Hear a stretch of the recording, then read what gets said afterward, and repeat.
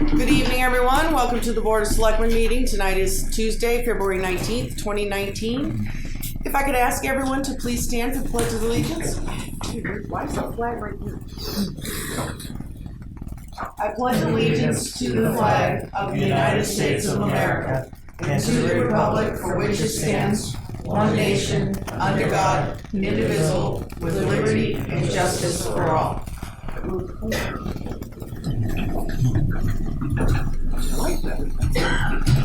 All right. Any amendments to the agenda? Oh, man. 2 seconds.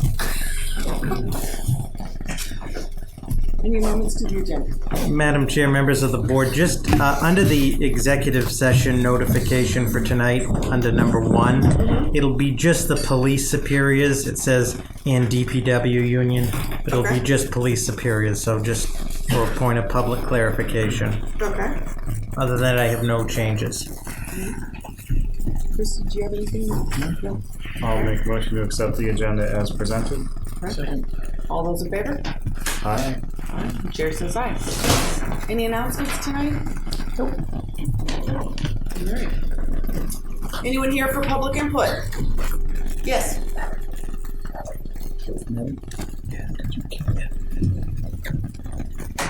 Ken Diskin, 180 Washington Street. What can we do for you? I'm in a butter to the project SO2 and also the project that's listed for the agenda this evening. And this morning when I got up, I was going to come here tonight and ask this board if any action had been taken regarding the meeting of December 4th when this proposal was brought to you in an informal way. Now I noticed that it was on the agenda for tonight with a tremendous amount of paperwork backing it up. So my question to you, Madam Chairman, to the board is, according to the letter that Mr. Costa wrote to you, that the board directed the committees in town, the professionals in town, to do more work on the project, having no further discussion after December 4th. Actually, so on December 4th, I believe if you look in the packet, you will see that when that first letter came to us, the town was asked, the committees and everybody was asked to review the information that had been sent and to give their opinions. Right. So that it would be put into the packet and brought to the Board of Selectmen. That is the same exact scenario as right now. So they've updated their information, the committees looked at it, it's now been put into the packet for the board to look at and for all of us to discuss too. Okay. So this board did in fact direct the town planner, the town conservation and so forth to continue on with the process beyond the December 4th meeting? No, and the board did not direct them the last time either, if you want to word it that way. Okay. It is part of the process. It is part of the process that all the committees and boards, town planner and department heads review all this information to provide the input to the Board of Selectmen so that when we discuss it. Did you get my second email? Okay, so I then call to your attention the letter that's in the packet tonight that uses in the second paragraph the language. It says it's at the direction of the board. Oh, I believe we did tell them that we wanted them to look at what was in the packet that had been presented before on December 4th. And to look at the concerns that had been put in the packet, because I believe if you look back at that meeting, I said that the packet is online so that they could look at the packet themselves and to see what the other departments and their concerns were. Right. And we all indicated that night that we felt that there was more work to do and the board made no decision. Right. So they went out on their own, and somebody correct me if I'm wrong, they went out on their own, they reviewed the information that was in the packet, readily available to any one of you, and then they went on their own and looked at their plans and to see whatever it is that they were going to change, and now they're coming back to basically ask the same question that they asked of us on December 4th. Okay. But there have been no discussions by the board since December 4th. And you understand that there was no information to the public until that date, until today, when we landed on the agenda. You have the same information that we got at the same time. Madam Chair, just for a point of clarification, anything that comes before the Board of Selectmen, it's customary, Robert and I sent to all departments to review before you guys can make an informed decision on it. So as soon as we got it, we, like we do everything else, sent it out. So we got updated information from the applicant. So for you guys to have informed decisions tonight, we asked them to re-review it with the updated info, which is standard. And it makes it easier for all of us. Right. It makes it easier for all of us, so. Okay. So, but thank you. Anybody else here for public input? Yes.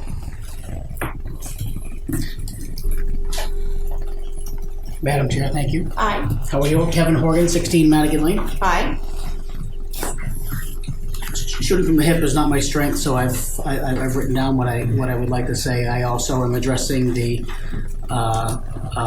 proposed 40B project abutting Madigan Lane. As everyone knows, the applicant before you this evening is in litigation with several abutters to the proposed 40B project on a proposed solar project at the same time on the same property.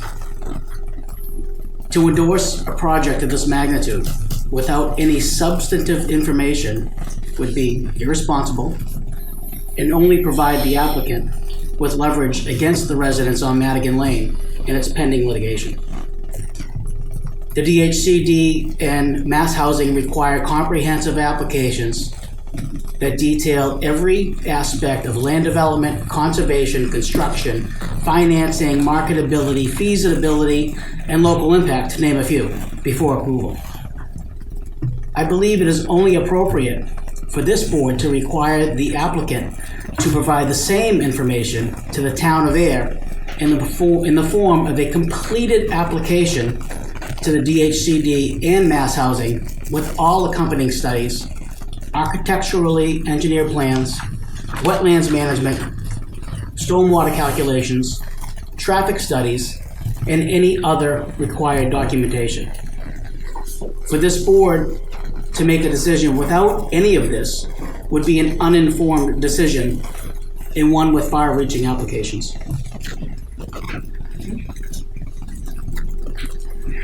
Any questions from it? I can't think of it.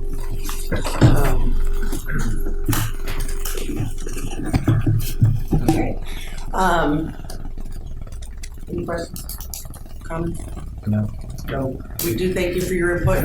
All Thank you. we'd be getting tonight would be input.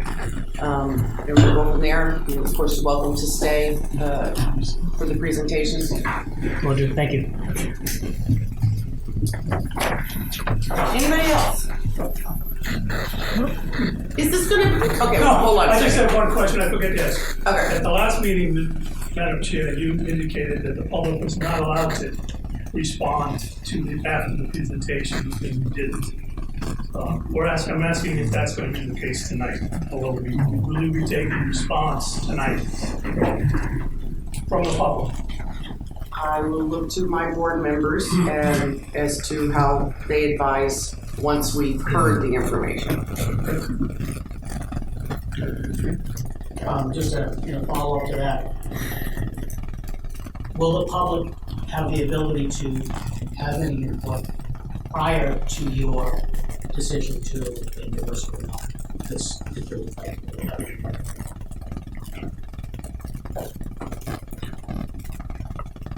Are we even there yet? Did not see this night. Yes. Madam Chair, so I just want to explain procedurally for those at home here.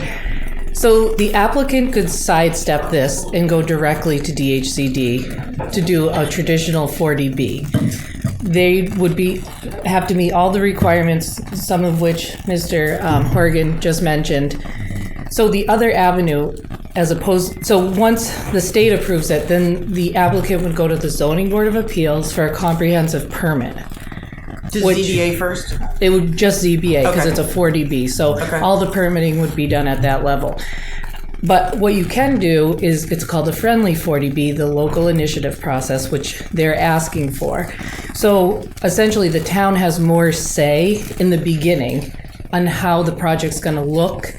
So it's basically a town-sponsored 40B, but then that starts the whole process with DHCD. Basically, it's a blessing to move forward. It doesn't mean it's gonna move forward, but the town has more input before DHCD goes through the list of standards, like a pre-application step almost.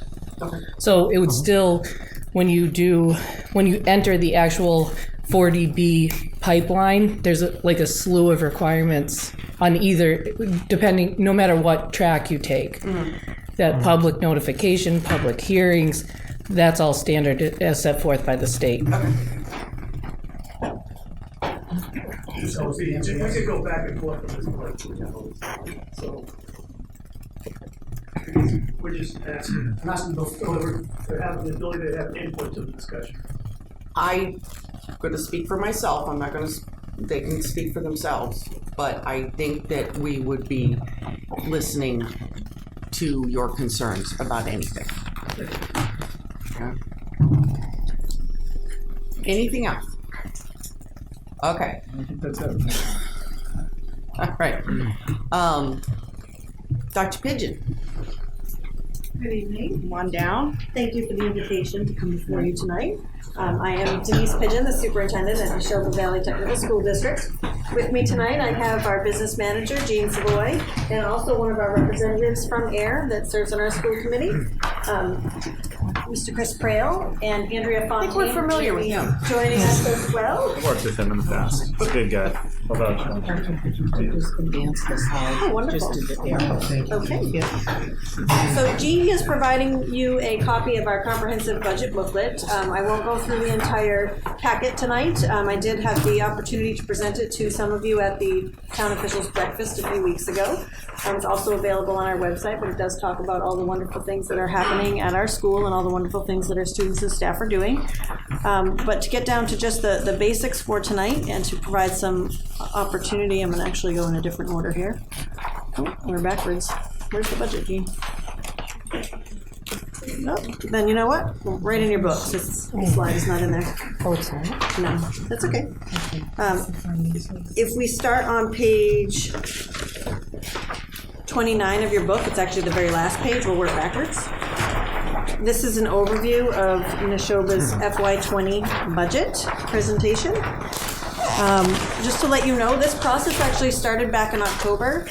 Because we're a regional technical school district, we have to build our budget quite early so that it's ready and approved before our board 45 days before our first town meeting. And our first town meeting is coming up very quickly in the town of Westford.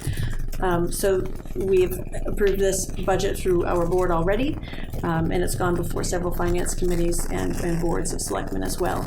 We worked really hard this year to bring in a budget that was at 2.55% of an increase over last year. So the total budget increase, as you see it, we did have to make some cuts in order to get there. This is a reduction of 3 positions. We did have a slight decrease in enrollment of 17 students overall. Ayer happened to be up this year by 3 students. Some of the towns were down, some of the towns were up, but overall a decrease of 17 students.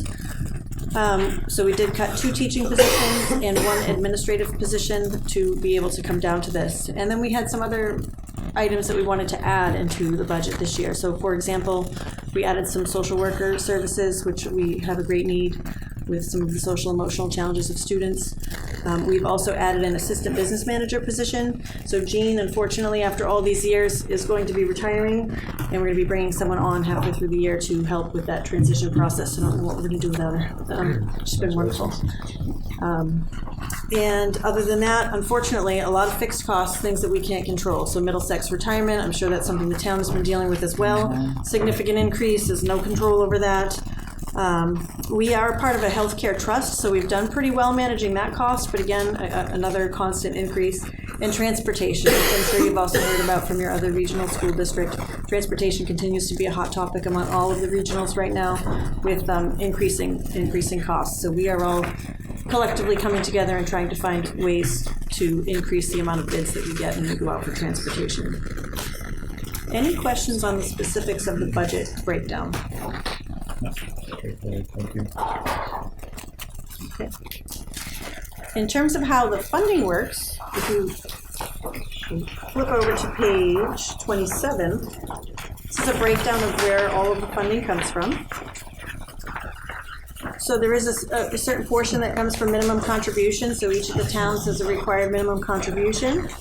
And then there is an assessment for capital and an assessment for transportation. We've level funded our capital request this year. because in addition to our typical capital planning, we're also coming before you with a second warrant article for an MSBA accelerated repair project, which I'll talk to you about in a few minutes.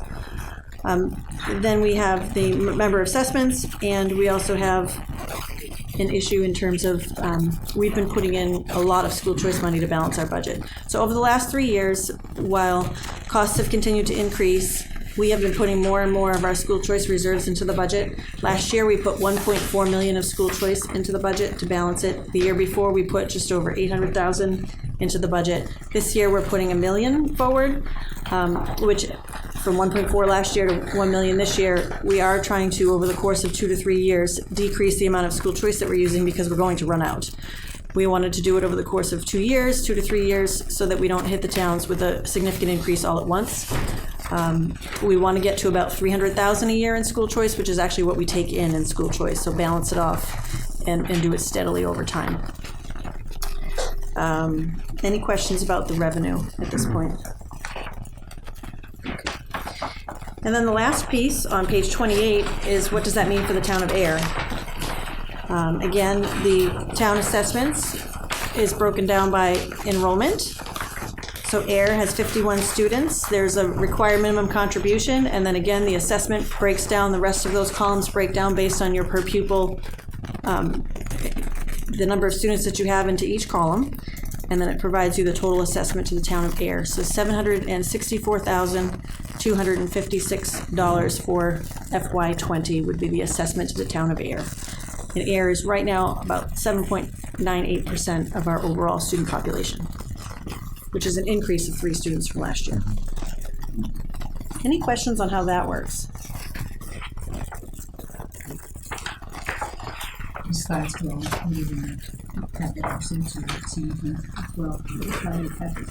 Okay.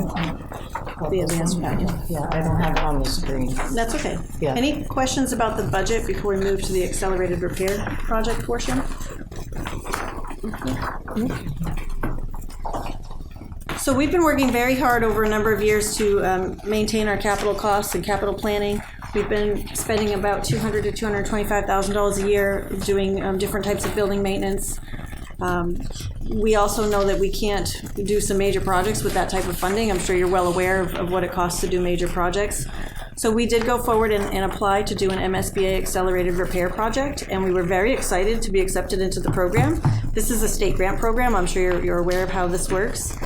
But we will be receiving, if this gets approved by our towns, a 55% reimbursement on the project.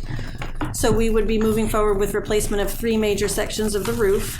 And I do think we have a slide on this. So that's the front portion of the building, but you can sort of see the state of the roof, and we do have a short video that we can show you. So there are 3 major sections of the roof that would be replaced that are all have aged out and are appropriate for the project. We would also be replacing 11 cowl walls, which are sort of like the windows above the technical program areas. They're so old they have no insulation value at all. So that would be a big help for us. And in addition to that, any rooftop heating unit that is on the roof that would have to be taken off the roof anyway and then put back on, MSBA will allow us to pay, the school district would pay for those units, but the project itself and reimbursement would be included for the cost to take it off, to put it back on, and to flash around it. So we believe it makes the most sense to get those units done. We've been trying to replace those units one at a time. You have to bring in a crane, it's a big expense. So we think it makes the most sense to do it this way. The total project would be, what's the number, Jean? 3.7? So the warrant article that would go before the town would look something along the lines of the town approving for us to go out to bond for just over $3.7 million, but that would not obviously be the cost to Ayer. So 55% of the reimbursable costs would be paid for by the grant from the state, and then the remaining costs would be spread over our 8 towns based on the student population. But then you would also have to think about interest and the time that we would spread out that debt. So it would not be a significant amount of money that would be coming before the towns, but we'd be able to get a lot of work done and improve the state of the building. We've timed it this way on purpose because we have a roof project that's actually coming offline next year. So as part of the debt service and the assessment, the roof project would be coming off the previous one from 2014, and this would come online at the same time. So it might not be a match for match, but it would be pretty close. And we think that it would be a good way to do it so that it doesn't hit the town with a large amount of money all at the same time. Any questions on the roof project? We can try to show you. Yeah, it should work. Our students Yeah. in TV media thought it would be fun to use the drone. I'll just do one. They mapped the sections of the roof that will be replaced using a drone, and you can get a good idea of the condition of the roofs that we are talking about. 2 of the sections, unfortunately, do have solar panels on them, so we will have to have the solar panels removed and then put back on. Can I hit play? Yep. So the roof on the right is not being replaced. That's a roof that's not quite old enough. But this section here is over our design and visual communications program, carpentry, plumbing, and electrical. To get an idea of they are in need of replacement. We have waited a long time. And the units that you see would be the units that they would be allowing us to replace, and they would pay for the cost of removal and reinstallation. That dates back 30 years. Is that the original shop? I'm going back to my time there, so I don't know that corridor. It may be. We've searched the records, and we know it's certainly old enough for MSBA reimbursement. It's been challenging. They've had problems with leaks We and have. other things in those areas. Which program did you graduate from? Metal Fab, which is Great. the one that exists. No, it's beautiful though. Have you been in to see it? I have, yeah. Oh, great. And again, these are the basics. I don't want to take too much of your time. I'd be glad to go through more information with you. I love to brag about the students. If you have a chance to look through the book, there's quite a bit of information in there about many of the accolades for students, especially from the town of Ayer. Any questions?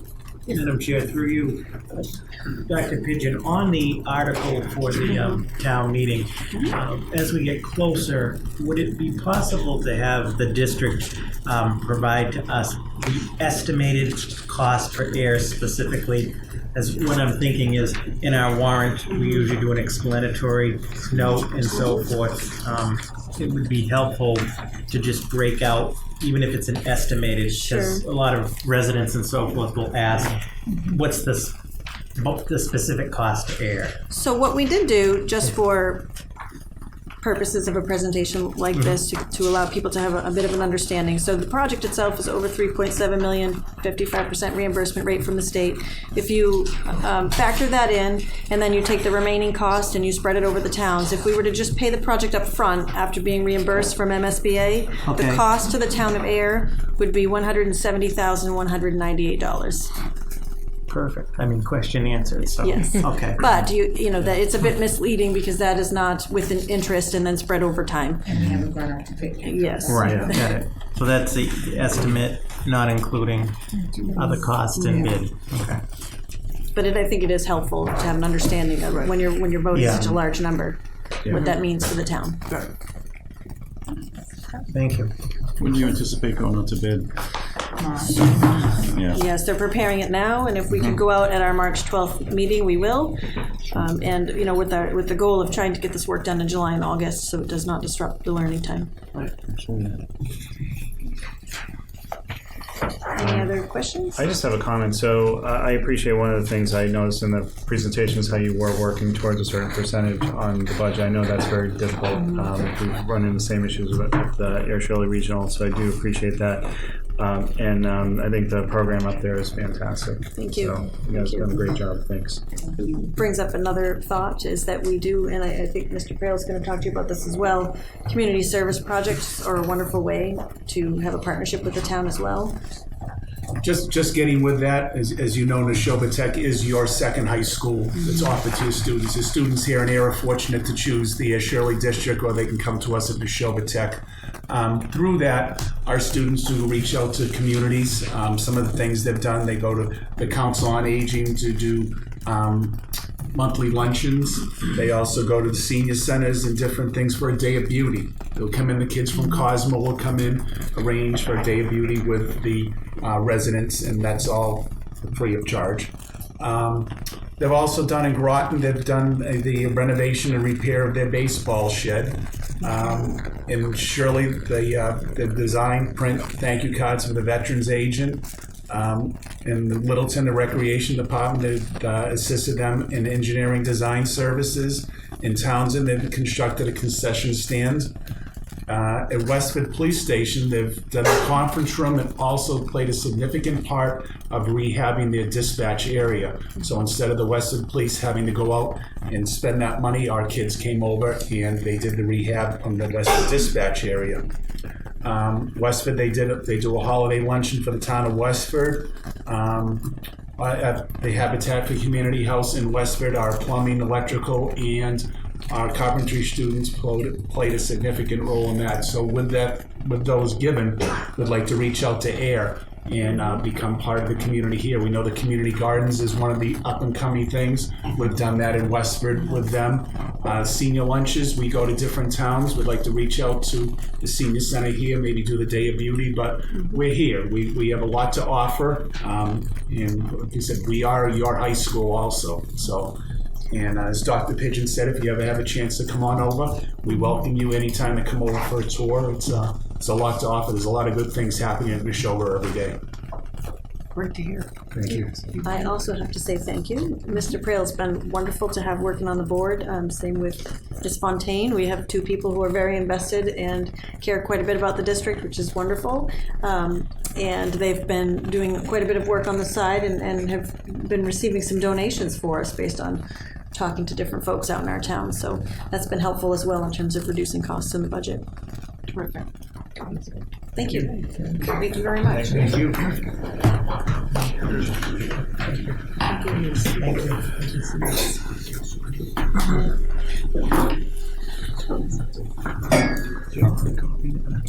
Yep.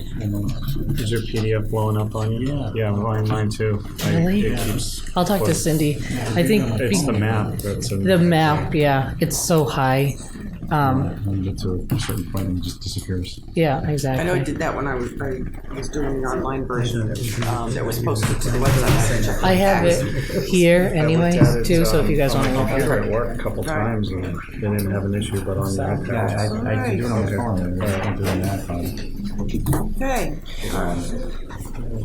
So the multifamily affordable housing proposal. Good evening, Good evening. Madam Chair, members of the board. Hello again. Remember, I was before you before the holidays back in December with a proposal that we have for the site. You received correspondence from me before that meeting that described the proposal. That correspondence was dated November 13th. And you have hopefully updated correspondence from me that's somewhat more brief, dated February 4th, that was accompanied by an updated plan proposal, which you see up on the screen before you. So I'd like to just very briefly address the process, why we're before you again, what we're asking your board to consider, and then I'm quickly going to transition it to Cal Goldsmith to go through the particulars of the plan, the concept plan that you see on the screen. So I had described back in December the LIP process, and you just heard some references to it during your public comment as well. A 40B, whether it's pursued through the LIP process or through the more traditional process, essentially consists of both state permitting and local permitting. An applicant who wants to develop the project under Chapter 40B finds a subsidy, either DHCD, the Department of Housing and Community Development, or some other quasi-public subsidy like Mass Housing or MHP, goes to that subsidy, makes a full application for a proposed 40B development, which can be anything from single-family homes to skyscrapers, and everything and anything in between. And once that subsidy provides preliminary approval, reviewing the project plans and a full application of materials submitted, the applicant then has the ability to go to the Municipality Zoning Board of Appeals and seek the quote-unquote comprehensive permit. Comprehensive permit is not that different from a special permit or a variance or a site plan approval that your zoning and planning boards issue on a weekly or monthly basis, except that it's all combined into a single process rather than go to planning board to get your site plan approval and go to zoning board of appeals to get your variance. You go strictly to the zoning board of appeals, and the zoning board of appeals grants you all permits and approvals that you seek as a developer of a project. And you have some ability under state law to provide or to seek waivers, and the board can provide waivers from otherwise applicable zoning constraints in an effort to try and create what obviously ends up being more dense housing, but housing that provides for an affordability component that often isn't available in market rate development simply because the cost of building it, pursuant to local zoning regulations, would exceed the possible revenue that could be realized when the project is complete. So that's sort of 40B in a nutshell. I would say that in my experience, probably 75 to 80% of 40B developers go directly to the subsidy, get that preliminary approval from the state, and then come to the Zoning Board of Appeals and seek the permit. I've had a great experience in my practice, which is probably 75 to 80% municipal, meaning that I represent municipalities, and the other 20 to 25% is representing private applicants.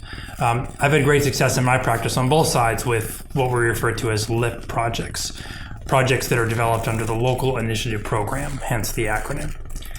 And the LIP process is no different, really, than the strict standard comprehensive permit process where an applicant gets subsidy, preliminary approval, and then goes to the Zoning Board of Appeals. Except before that process gets underway, the applicant first meets with the chief executive officials of the community, which in a town is the Board of Selectmen, and presents what are often concept plans. They're at a very early stage in development. They're not at the stage they would be at when the applicant proceeds before the project subsidy. They're not at the stage that they will be at when the applicant seeks a comprehensive permit from the Zoning Board of Appeals. But the idea is that these concept plans are presented to the Board of Selectmen in an effort to gain early support from the Selectmen for the project. And because they're still in the conceptual stage, it also gives the Board of Selectmen an opportunity to have, as you already heard your assistant town manager say, more say in the process. Provide feedback early in the process before the applicant has invested money and the consultants have invested time designing a project and preparing detailed engineering plans, elevations, architecturals, etc. for the Zoning Board of Appeals.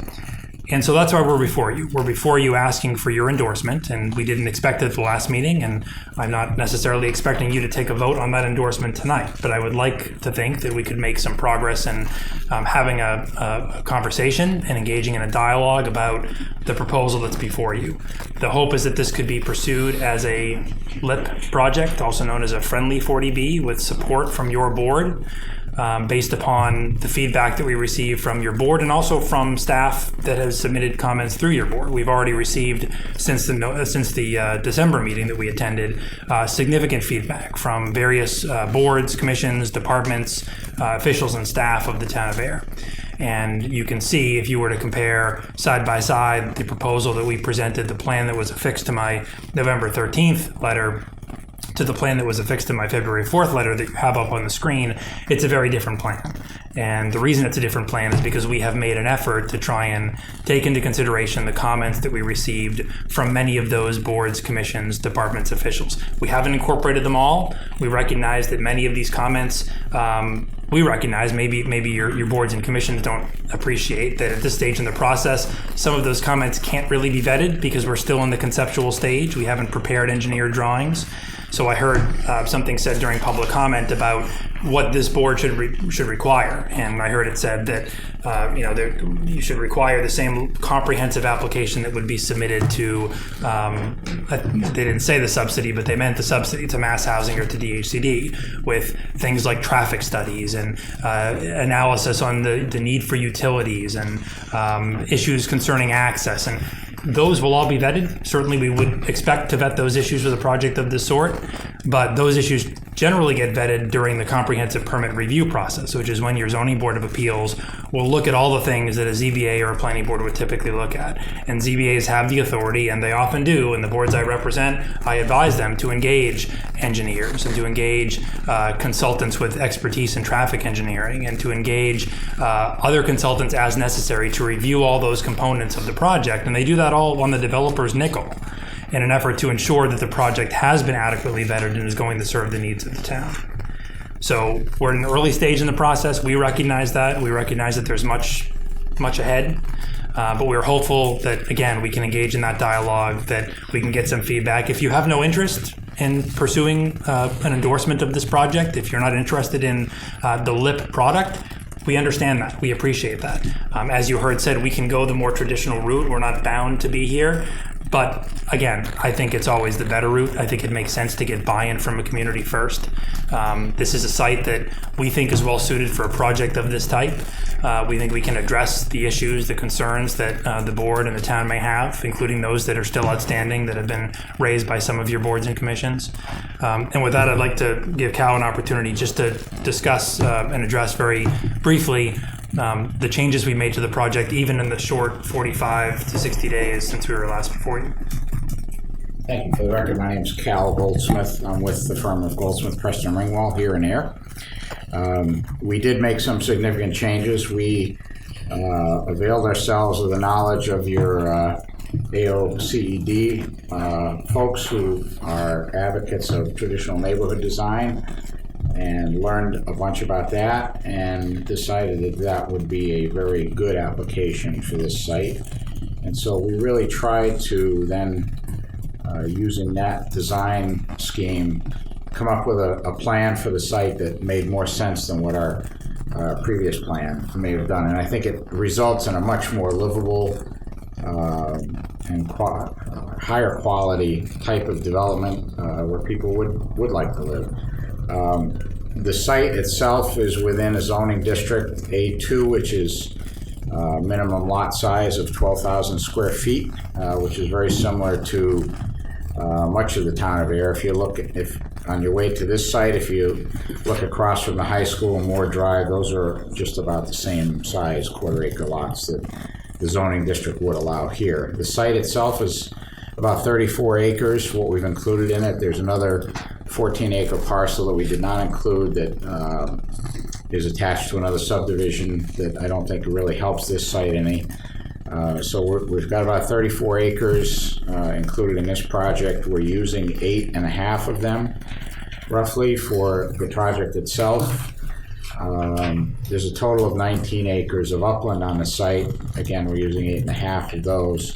The rest of the site would be dedicated open space as part of the project. Now, immediately to the south of the site, if we're looking, let's adjust the north arrow to be straight up and down, just for ease of discussion. If we're looking to the south of the site, those are the high tension power lines that run across the site from Washington Street to the west over towards Rosewood. North of the site is the subdivision of Madigan Lane. That's in a different zoning district. That zoning district requires much larger lots than what the zoning area that we're in.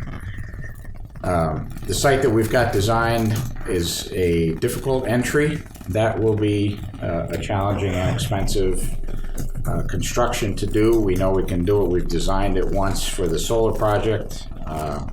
This design will be a little more robust than that design would be because it's going to be seeing a lot more traffic than that design did. So we've shown a 24-foot wide entryway with a 5-foot sidewalk on it, which we think would be appropriate for this. Coming into the site then, once you get into the site proper, we were concerned about a long straight run with units along it. We wanted to put some traffic calming in, so you'll see that we brought it into the site. We go between the first sets of buildings to a stop sign, and then straight ahead would be into the parking area for the other. Yeah, sure. So this, for a stop sign right here, if you go straight ahead, you'd be into access to the units themselves and driveways behind these units. In order to go to the rest of the site, you'd proceed through the stop sign, take a right, and come in this way. And that would break up the long straight run that was shown in the previous plan design and give us some traffic calming. Once we get into this area, you see this is the, there's like a courtyard, there's a common with houses placed along the common. One of the key components of traditional neighborhood design is to try and get the parking and cars behind the buildings.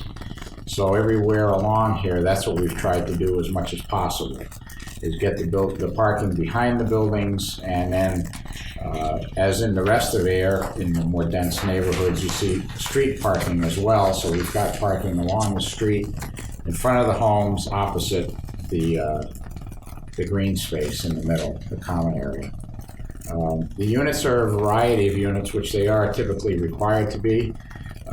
These units on the left are, well, some of them actually, the ones on the south of the site, those are all at-grade units, which means it's a 2-story townhouse with a 1-car garage incorporated into the first floor. So you lose that space within the unit. And then 1 parking space outside. So you get 1 parking space in the garage, 1 parking space behind the unit. And then, of course, whatever spaces are on the street in front. Some of the units, like in this northwest corner and in this area to the east of the common, you'll see there's contour lines going down. So the grading there would allow us to come in at a garage under arrangement where you could actually park the car in the basement under the house, which then returns that additional amount of square footage to the house itself as floor space. So those units would typically be 2-bedroom units.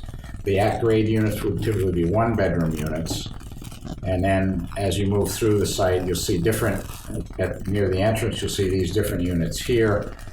In there, we put the garage at grade alongside the unit so that unit will have the full 2 bedrooms plus the option of putting another bedroom over the garage. So those are 3-bedroom units, which 40B requires. They require you to have a mix of 1, 2, and 3-bedroom units. So that's what we endeavored to provide with this with the project, the way we've got it designed right here. We have visitor parking here. We've got visitor parking here, plus parking along the common itself. That may actually be more parking than we need. We may be able to eliminate some of these spaces, but we wanted to show that was a possibility if we needed to do that. Stormwater management, we're showing some in this area here. We're also showing some in the lower elevations on the southern portion of the site. And one way or another, and we haven't worked out details yet, but one way or another, it makes sense to try and use these forested areas on the site that are depressions that hold water right now. They're existing depressions that are wooded. We'd like not to disturb the woods if at all possible, but we'd like to find some way to be able to use those for stormwater management. We won't really know exactly how we can do that until we get into the actual design of it. The DPW director pointed out that some of the lower elevations on this one and some of the slopes in this one are off our property. They're actually on DCR property for the bike path, and so we may be able to get permission from them to do that. We may, in the interest of not disturbing those at all. If not, we may have to go in and build a berm along there to try and take advantage of those. But again, very early in the process, that may be way more stormwater than we actually need for this site. We're also, this whole area, this upper area around the common, is also very sandy soil, and we think we could use permeable pavement for the driveways behind the buildings, which would then reduce stormwater runoff as much as possible as well. I think in your planning director's notes, he talked about low-impact development. Stormwater management, we certainly would try to do that as much as possible on the site. The intent here, besides providing a lot of green space and some nice woods and whatnot behind the buildings, and of course all this wetland is all wooded up here right up to the edge of where the power lines run through, and the power lines themselves have a fair amount of vegetation beneath the power lines. But our intent is to try and provide a nice place to live, a place where people can congregate. The common would do that. That's part of a traditional neighborhood design. We've got porches in the front of the buildings with sidewalks right in front of the buildings as well, so people can, rather than having a deck behind the building that they can repair to and not have to talk to their neighbors, this is more like in a traditional neighborhood where you'd have a deck in front of your building or a porch in front of your building where people could sit and chat and walk around the green or go off into the common and spend some time just sitting and relaxing in the common area. So the intent is to try and provide a variety of different housing at different levels. Now with a 40B project, we need to provide 25% of the units as affordable. That 25% is spread across the full breadth of types of units, so that has to include 1-bedroom, 2-bedroom, and 3-bedroom units. And those units basically have to be the same as what the other units are. Units may be upgraded if the developer didn't put, for instance, granite counters in, somebody could pay extra for granite counters, but basically they would have to offer the same amenities in the affordable units as they would for any of the other units in place. So stormwater management will be interesting on the site. I think we can make it work. As I said, we're probably showing more than what we actually need. The green area shows the limit of disturbance of the site and the open, basically the open space. You'll see the yellow, there's like a yellow trail along here. That's exactly what that is. Some of it is continuing an existing trail that runs along the toe of the slope in the neighborhood. Some of it is creating new trails along the edge of the wetland area, get out into the woods a little bit and come back in. We're also adjacent to the rail trail. We're very close to the rail trail, so we'd like to, and this is something we have to talk to the DCR about, making that connection to the rail trail, but we certainly do that. And we're showing, in this one unit here, we're actually showing the possibility of a 1-bedroom unit that could be a live above small cafe or store or something down below that could service people on the rail trail and within this development itself, maybe as an ice cream stand or as a coffee and bakery and whatnot for people using the rail trail to go to work in the morning.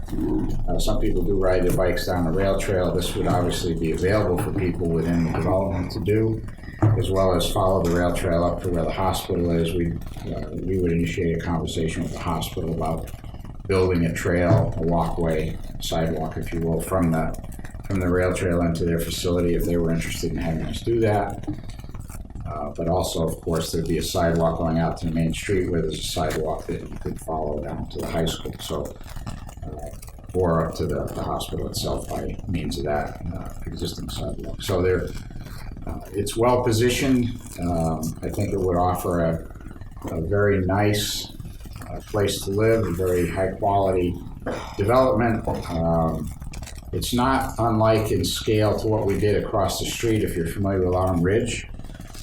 We did a project across the street from the hospital where we were able to save a lot of open space, run a long road into the site, and then cluster the majority of the homes in the back of the site. Give a lot of open space to the town and a high quality living experience for people of Autumn Ridge. I think this could be that type of project. A little bit different, a little more available open space than maybe what Ayer Ridge has, but different types of units. These units would not look like those. But certainly, I think it could be a very nice development. It could be a showcase for the town of Ayer for traditional neighborhood design. With that, I only want to add a couple of brief points, and then I'll turn it over to the board. So you've heard reference made to traditional neighborhood design. I want to be clear that's something that really resulted through interactions, discussions with town staff. We had presented a very different proposal back in December, one that we thought was well suited to the site, but we sort of fell in love with this idea as we continued to work through it with your staff and saw their interest in it and their desire to pursue something more like this. We went back to the drawing board and really have come up with something that's entirely different than what was proposed before, but we think it's a real improvement to the site. And we're certainly interested in your feedback on that. You also heard reference to affordability. So the trademark of Chapter 40B development, of course, is that it provides affordable housing. I always want to provide a bit of clarity when I say that, because affordable housing means different things to different people. So first and foremost, 25% of the development is affordable housing, which means the other 75% is marketable housing. The affordable housing it's marketed through a lottery process that is governed by a marketing lottery agent approved by the Department of Housing and Community Development. It's aimed to serve individuals that have a household income of 70 to 80% of the area median income.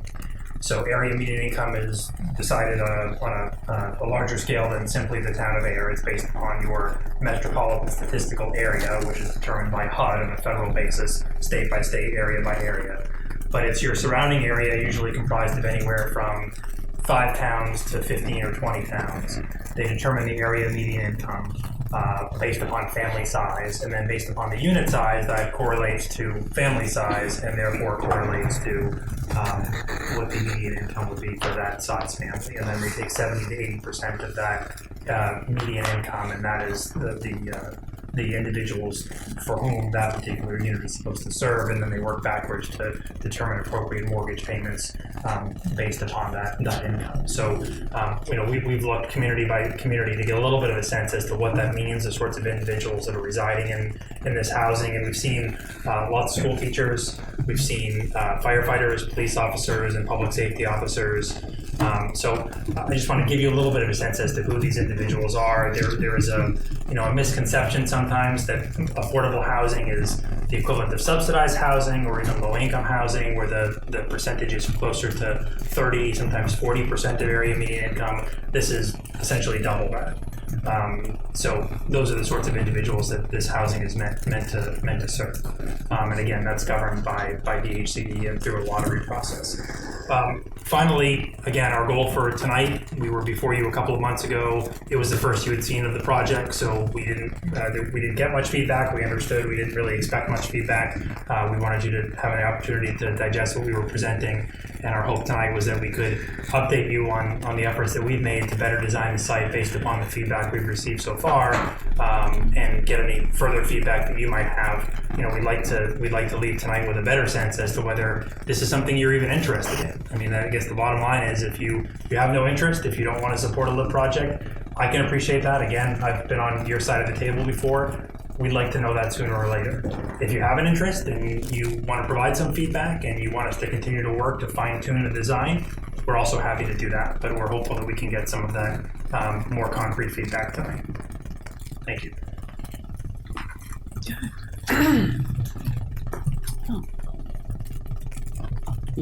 You got a gleam in your eye. You want to go first? Oh, I'm sorry, I wasn't here in December, so I missed out on a lot of this fun.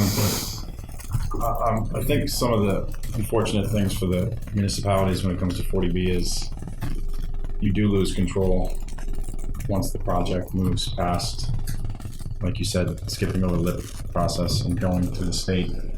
And we do live in a state that is very excited about 40B projects, it seems. So, as much as I don't necessarily agree with this project and where it is, I think we need to look into that process where we still have some say and discuss that further before it proceeds beyond our control. And my thought is even stripping out the 40B portion, just the size of the project in that space and the impact on the area, I think we need a little more information and feedback from the public also.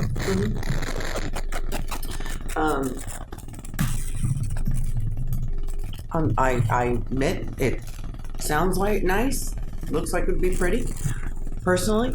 And I understand what you're saying as far as, there are some details that wouldn't necessarily be in the designs that you bring us, but I need those details, so I know that there's still a concern about the traffic, the projected water demands, fire flow requirements. Is it too dense? Is it not dense enough?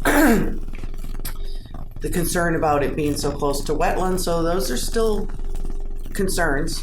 I agree that, we do want some control over it, but, so for me, I would like a little more of those details as to how you were gonna address the traffic and whatnot. But I do agree that the public, and as you were here earlier, they wanna be involved, right? And so it's really, they're going to be involved in this, and if they don't like it, you'll know about it. And if they like it, you'll know about it. So with that, I'm going to ask what I had brought up earlier. Do we want to allow a question from the public tonight? I have no problem with that at all. I'm fine. Okay. Nolan?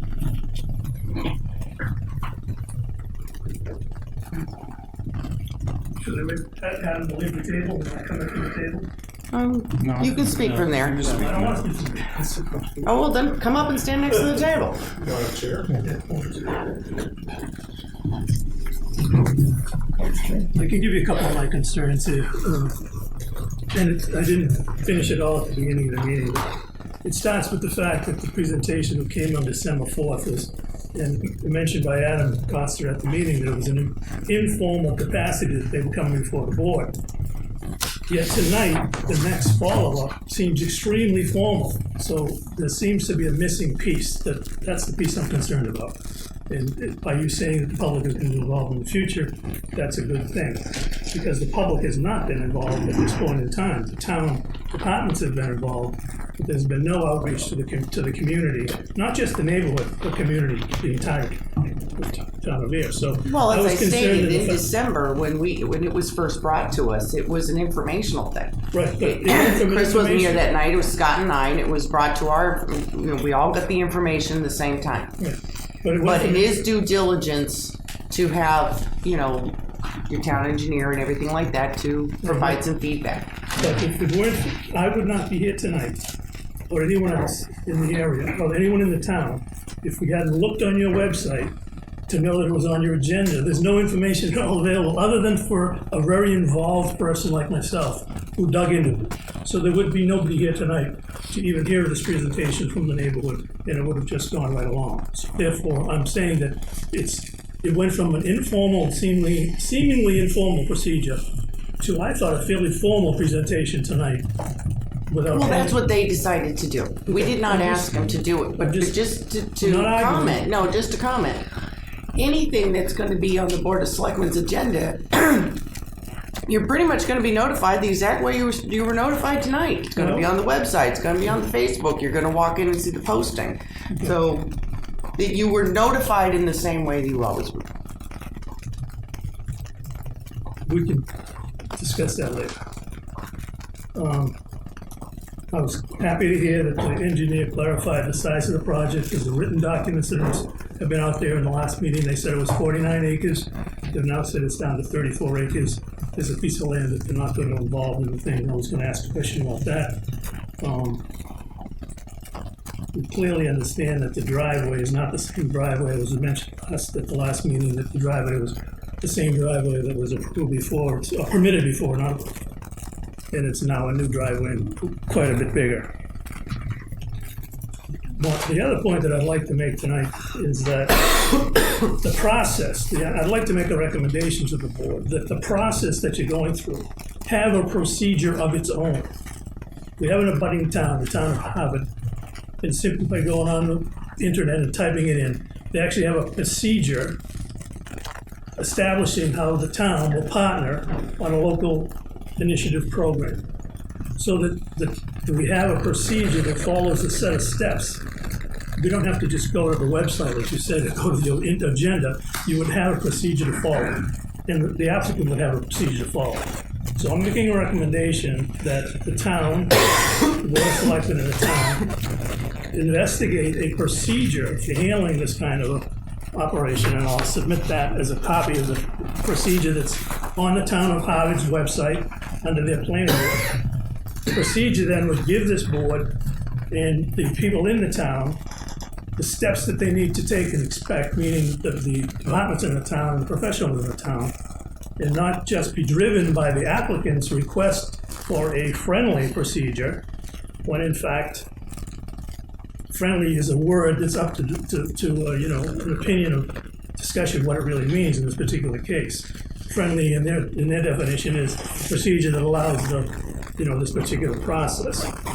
But it may not be friendly insofar as involving the whole town in the process, the bodies in the process, and so forth. So I'm recommending that the selectmen consider developing a procedure. This is actually a planning board procedure. It's a procedure that's basically on their website. It says how we'll handle these kinds of programs. Hopefully right, how the planning board would handle it. Well, it ultimately comes back to the selectmen for the decision.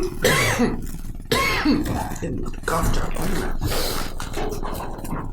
And I'd like to say that one of the items that Mr. Costa mentioned early on was that the feedback from the neighbors on the previous process involved their opposition to the commercial nature of the project of Air Solar 2.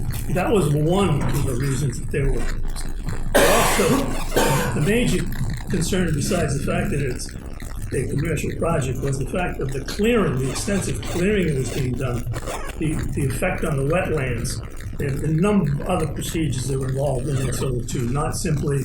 So I would like to appreciate the fact that Mr. Costa thinks he's involving the neighbors, but please let the neighbors tell your board or any other board what the real concerns were for Air Solar 2.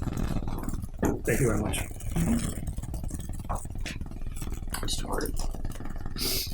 Very, very briefly, just what you have in front of you is a pretty picture. However, it does not bring the substance of the project that matters. I understand they're looking for a conceptual opinion from this board.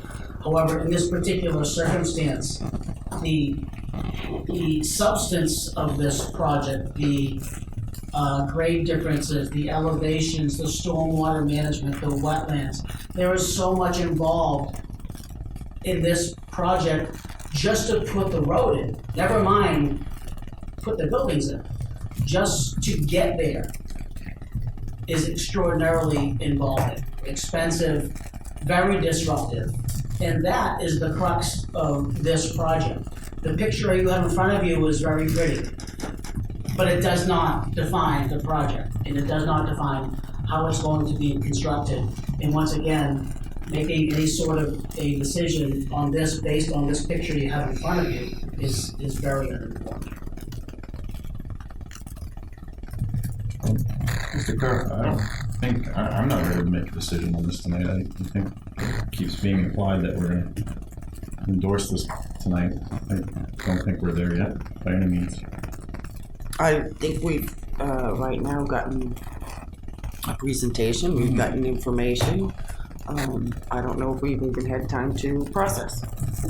No, we just got this information on Friday afternoon, so reading through, there are still a lot of concerns with the project in its current state, and my biggest issue is that this is really the first we're hearing of from the public with the abutters. I think it's worth looking at perhaps setting another meeting at some other point that involves that feedback from the residents in the area, not just on Madigan, but also on Washington Street, anywhere that's impacted, so that we, as their representatives, can make a decision that's a little more educated about how people feel about it.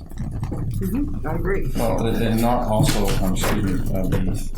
just the abutters. I mean, if it involves upgrading the Groton Road pumping station and bringing the water line down Rosewood, which would be benefits probably to the town, but that's a added cost on the taxpayer. We have to look at that too. Who's paying for that? The traffic going on to Washington Street. Having a single access road extending 1,500 feet from Washington Street is not recommended. Concept plan is laid out as if there was a if this were a flat site with proper road and site grading. The concept layout could be significantly different. Excuse me, I don't know why I get this dry throat tonight. Yeah, those are all issues that we certainly would take issue with. But as far as a single entrance goes, that's pretty much what we've got on the site. There's not much of an alternative. But we did look at the grades when we laid out these buildings. We looked at the grades when we laid out the roads. We know that we can stay within the confines of the site grades that we need to be able to make it work. So it's not laid out like it's a flat site. Where would the entrance, if you're coming down Groton Harbor Road? There's a break in there. It's on the curve. There's a break. It's on the inside of the curve, right where the break in the guardrail is. Well, I think we're still kind of at the same place we were in December. One, we haven't had a chance to absorb this, and abutters have brought their concerns to us.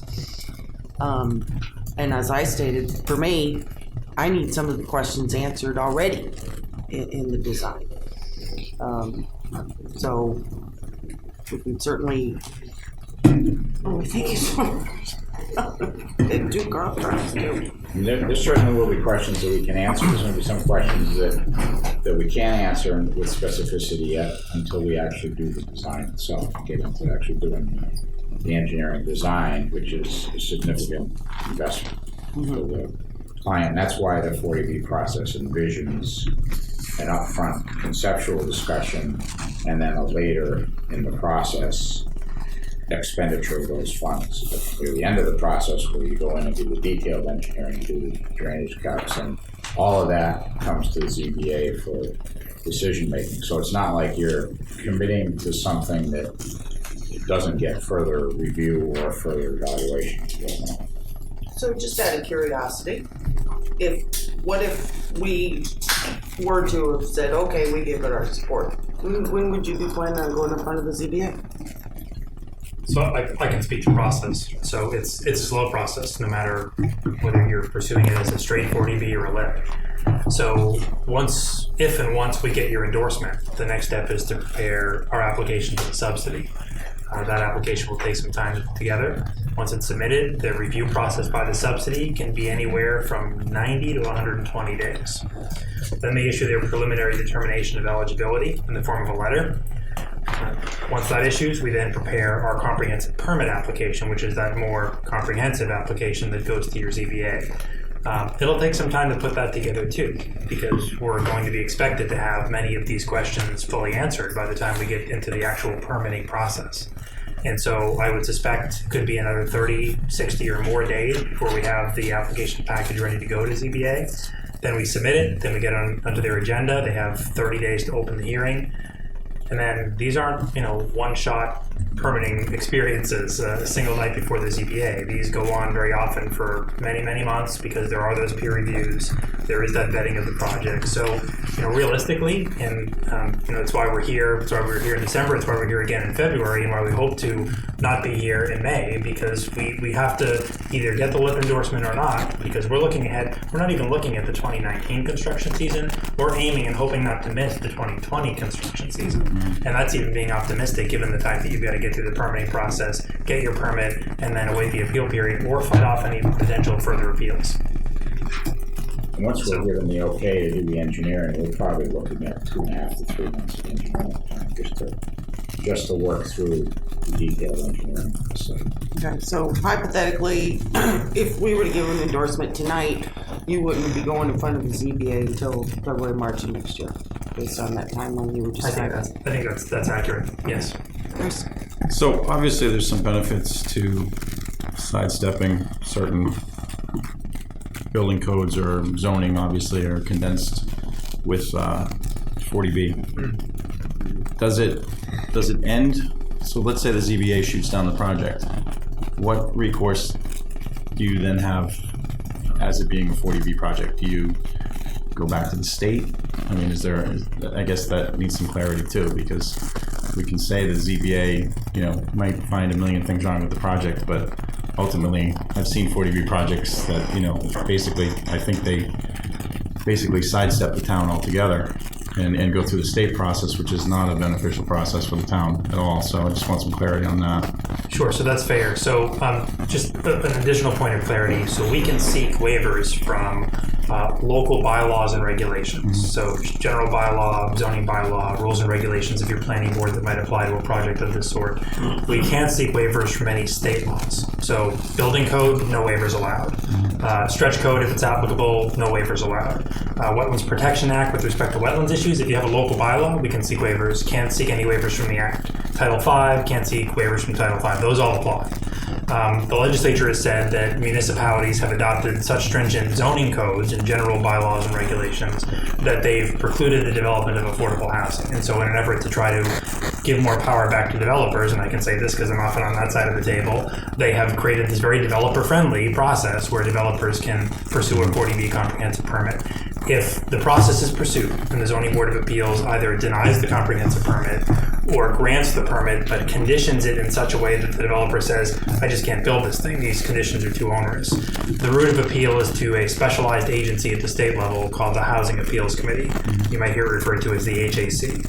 The HAC serves one purpose and one purpose only, to review Chapter 40B denials or Chapter 40B approvals with conditions that the developer is considered to be too onerous. And it's a review process that's shortened compared to a usual court proceeding. And it gives the Housing Appeals Housing Appeals Committee an opportunity to review the project and to determine whether or not the conditions that have been added, if it's an approval with conditions, have rendered the project uneconomic, or to determine whether there are local concerns that supersede the presumptive need for affordable housing in Massachusetts. I will tell you the same thing I tell the boards I represent. 85 to 90% of the time, the municipality loses. And so That's why I asked. That's why 40B exists. Yeah.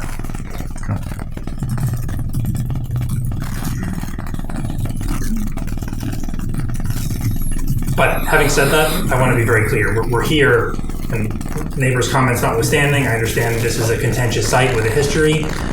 We're here in the spirit of an open dialogue and a conversation. So we have the option of going directly to a state subsidy. At least for the time being, we've opted not to do that, hopeful that we could have this conversation. So we appreciate your time tonight, and we are hopeful, if you're still interested in continuing that dialogue. And that is appreciated that you came to us, so that we could hear it and be a part of the discussion. So, we don't want to make a decision tonight, that's fine. Do we want to give a timeline as to? I think it's going to be sooner than later. I mean, we've already gotten some feedback from all the department heads. I just want to make it clear, it's not that it ends with us if we say no. I mean, this process I think we need to obviously have the abutters too. I mean, I understand they don't necessarily want this in their backyard, but we have to do what we can to make this as beneficial, if it does proceed, from town as possible. And for the residents, the abutters, everybody. I don't want to lose that opportunity by kicking it down the road and hoping that we say no when it goes away. That's why I asked the question about the 40B. I don't think a lot of people understand that it's not just your typical, I want to build a house, and the ZBA says no, and you really have no appeals process. With the 40B, like you said, I was thinking it was more like 90% that the 40B is usually the one that comes down in favor with the state. So that's something to consider as well. Would we be out of line to agenda this for one of our meetings in March and allow, of course, some public input, but also organize some of the concerns that the departments have, some of the other potential benefits that may come from the project? Just pull everything together instead of just getting it in a packet, a few days before a meeting. Have it a little better organized for visibility from our perspective, help us make a decision, also get the feedback from the residents. That sounds like a good idea. And if you could organize that and get it to us so that we can respond prior to the meeting, that would be helpful for you as well. Yeah, absolutely. So let's see what we can do about putting this on our March agenda. Okay. The first one, if we can, for March. Should it be a special? I'm sorry. Should it be a meeting on its own? I mean, I'm just wondering if we're trying to jam it into a regular. Yeah, that'd be a great idea. Yeah, I'd be amenable to that. Where we can just agenda the one thing, have the department heads available to speak, the attorneys, instead of just trying to cram it in between 400 other things. So, for example, we meet on the first and third Tuesday of the Right. month. What about the second Tuesday of the month, if that would work? So, Madam Chair, to your point, you're scheduled to meet on March 5th and March 19th as regular meetings. If the board was willing, and I agree with Selectman Hillman, that something of this magnitude with the public input into Selectman Hood and your point about organizing everything, perhaps the 12th as a BOS meeting, single item. Does Tuesday, March 12th? I believe so. Works for me. The planning board meeting on that. I'm sorry? That's the planning board regularly scheduled date.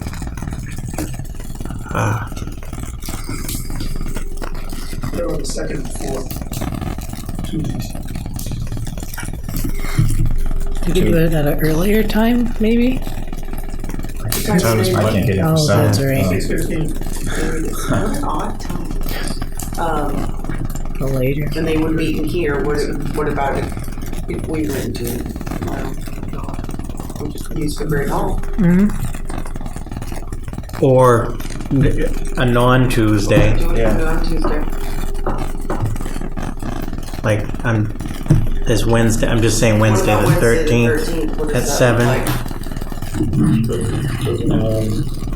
Huh? That doesn't work for me. If you want me here, come. We would like you here, yeah. Thursday the 14th.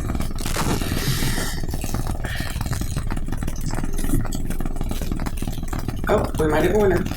Conservation meets in here on that night. Monday nights are the easiest for this room. The Board of Health. Saturdays, 6 a.m. The Board of Health is meeting in March on the 11th and the 25th, but they start at 5:30. Traditionally, I mean, they don't go over an hour and a half. So Monday could work. I can't do Mondays, sorry. Okay. All right, so as you can see, we are working this. There is going to be one. We're gonna fine tune this here. So we will definitely be having a date in March. I don't think we're going to be able to figure it out tonight, but I'm thinking hopefully by tomorrow we should have a definite date, and then it'll be formally announced to everybody to be able to attend this. Question. Having a meeting upstairs in the Great Hall is very aggravating to both sides. The acoustics are absolutely. I agree. It's not my preferred.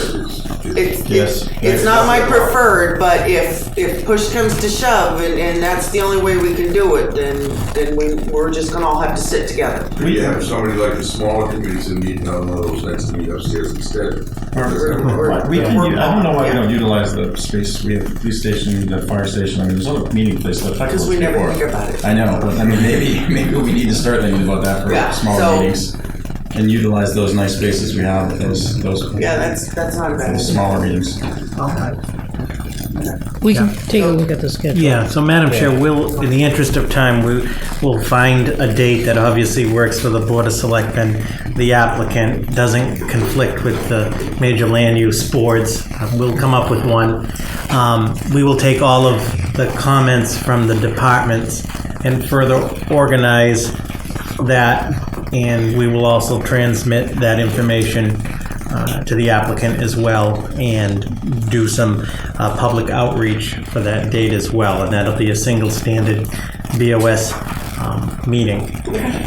All right, so as soon as we can figure this out, you'll be notified. We're gonna get the date as soon as possible. So we're talking about the first week of March, though. The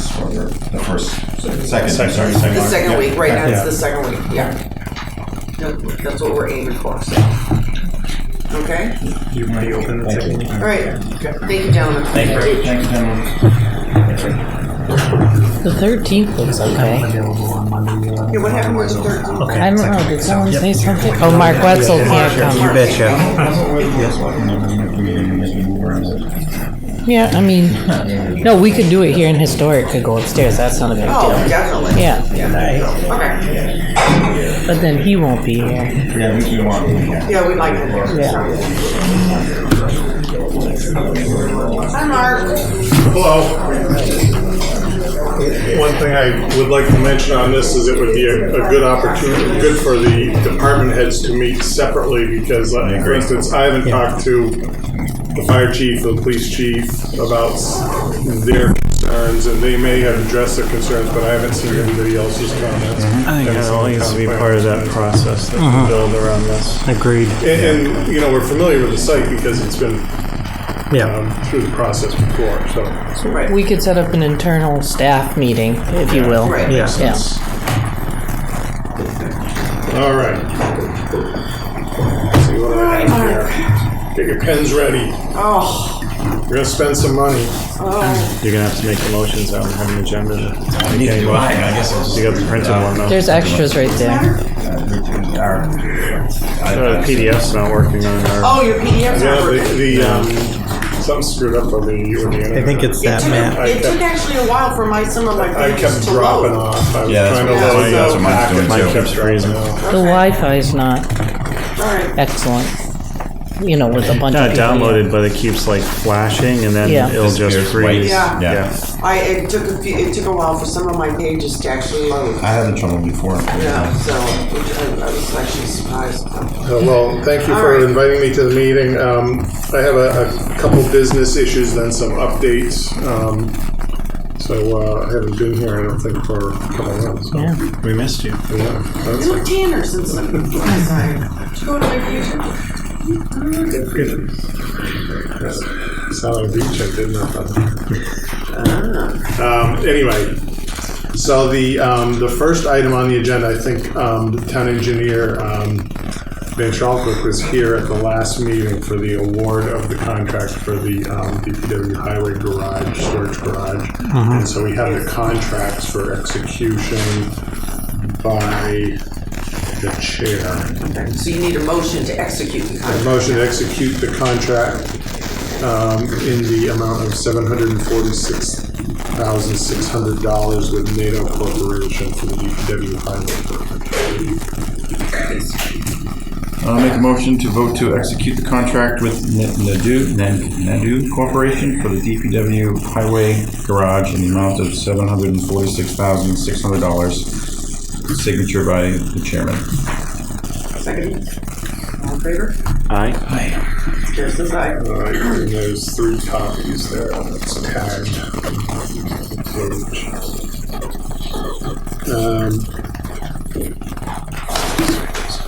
The next item is change order number 2 for Waterline Industries for the wastewater treatment plant phase 1 upgrade. This is what we do is as we have changes in conditions or changes in the work, we approve it, but we accumulate a bunch so that we're not coming here and getting approvals on every little item. So this is a compilation of, I forget exactly how many items, 12 items. Some are increases and some are credits.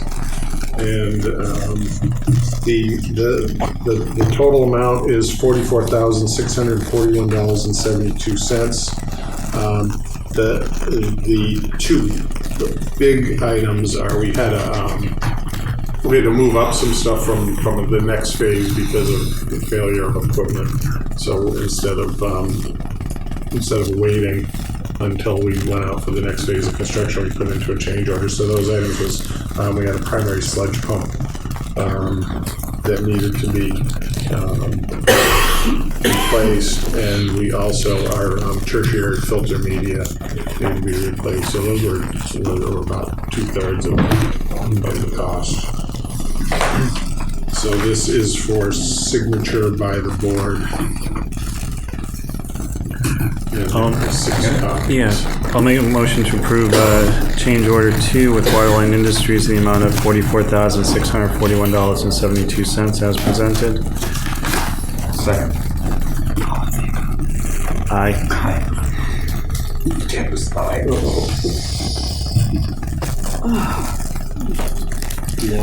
Yeah, we'll have a signing party after. Oh, yeah, signing party. Yeah. Oh, actually, they're just on the top page. It shouldn't be that bad. Right. No, it's just, we have a consultant that is working with us on this, so they have 6 copies because they need 2, and we need 2. The third item, I was asked to give an update on the parking management plan implementation. With winter conditions, we haven't really done a lot of the implementation. In addition, now that we know that the MART project is moving forward, we need to meet with MART and find out what their temporary parking plan is, and we'll start implementing some of the procedures.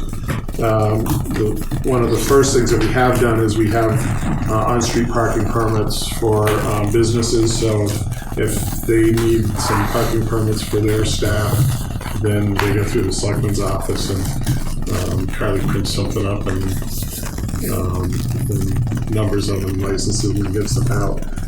Where I've met with the police and fire department, and we've looked at where we're going to have limits for having just resident parking. Chris, you need to date those. You need to date.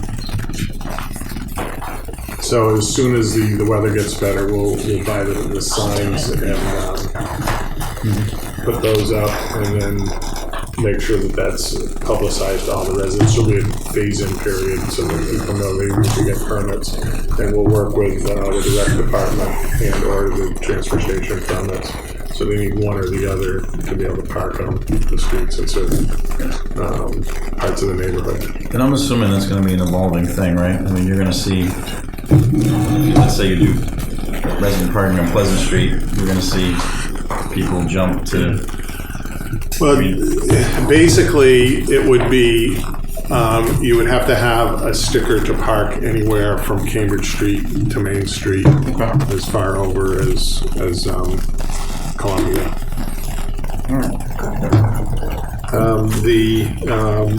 And then the other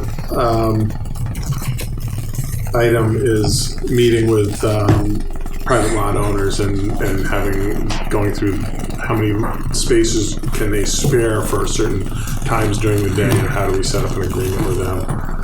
And so that's something that's on the to-do list. We're also looking at, again, once the weather gets better, you can lay it out a little bit, is painting some parking spaces on Main Street. I think the most important part is not necessarily having all the spaces, but showing where you can't park next to the crosswalks. Every morning when I drive down Main Street, I see there's cars and trucks parked with their bumpers overhanging the crosswalk, and what happens is pedestrians step out from behind those cars, and you don't have any warning that they're coming. Right. I bet if we went out there right now, there'd be. You're seeing it in the evenings now too with the restaurants, especially towards the weekends. It's just so busy down here. They're just cramming in. So if we mark parking spaces, and technically you're supposed to have 20 feet from the edge of the curb to where the first parking space is. So you're going to lose some parking spaces. And when we did our parking study evaluation, we had times when there was over 100% parking on Main Street, just because they use places that they shouldn't be using. So they cram in more spaces than they can. Groton, Harvard Road, and Central Ave. Just find my plan on this. So this was a plan that we had in our records of when they put the flashing beacon, yellow and red beacon up in the middle of the intersection. So it gives a pretty good idea. So this is Groton Harvard Road going up to the transfer station. Here it is going down. The railroad tracks are down here. This is the fitness club, and town hall's up this way. I asked the police chief if he had a summary of accidents and what the causes were, and he was kind of, well, it's sort of a little bit of everything. But I know, anecdotally from my driving through there, and you guys probably have the same feeling, especially when I come down this direction, you're kind of not really sure if it's safe to pull out. And I don't know why, because you have pretty good sight distances with the exception of some of these shrubs here. You do have to kind of pull out a little bit more. I will add to the left, facing towards Littleton. There's new signage there in the Neshoba Valley Hospital put up a sign. Okay. It's a little difficult, I think, to look at. I don't like the fact that you get cars parking along here in front of the health club. We also have a problem, I don't know how you fix that.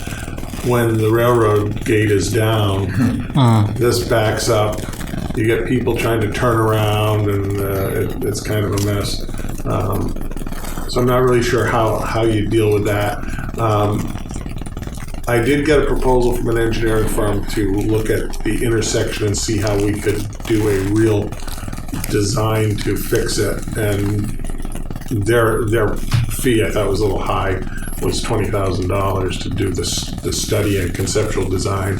So what I think I would do is put that out for proposals and see if I found someone that had a little sharper pencil. But there's some other things we can do also. So one thing that, like I mentioned, maybe trimming back some of these trees. We'd have to talk with this owner and see, is it, some of them are on her property and some are on our property. But I think cutting back a couple would help, and we could even replant some a little further in. We have a pretty wide shoulder here. For long term, you could probably do some realignment. You know, if you look, this lane northbound runs into that lane southbound. So I think really back to your problem with when you're pulling out and you got the car coming across, you're almost head on. Yeah. Just debating over and I think doing some line painting to kind of fix that visually would also do it. So that's something that we can look at to do in the spring is maybe tighten. You don't need to necessarily change the pavement, but maybe you put a fog line so that this is a little tighter and gives a little more definition, and same with over here. And then Selectman Livingston suggested this stop sign out here that has the LED flashing, and that may be, we could put one of those up there in addition to the flashing beacon at this point. That just gives you another reference point that says you need to stop. I don't think we get a lot of people running the stop sign. No, definitely not. But I think the bigger issue is the speed on Central Ave is definitely a huge issue, particularly coming from the south. And they're also from a visibility perspective, when you pull up to the stop sign coming down Grand Harbor, you're looking at the telephone pole first. Is it possible to talk to utilities if they could move the pole back?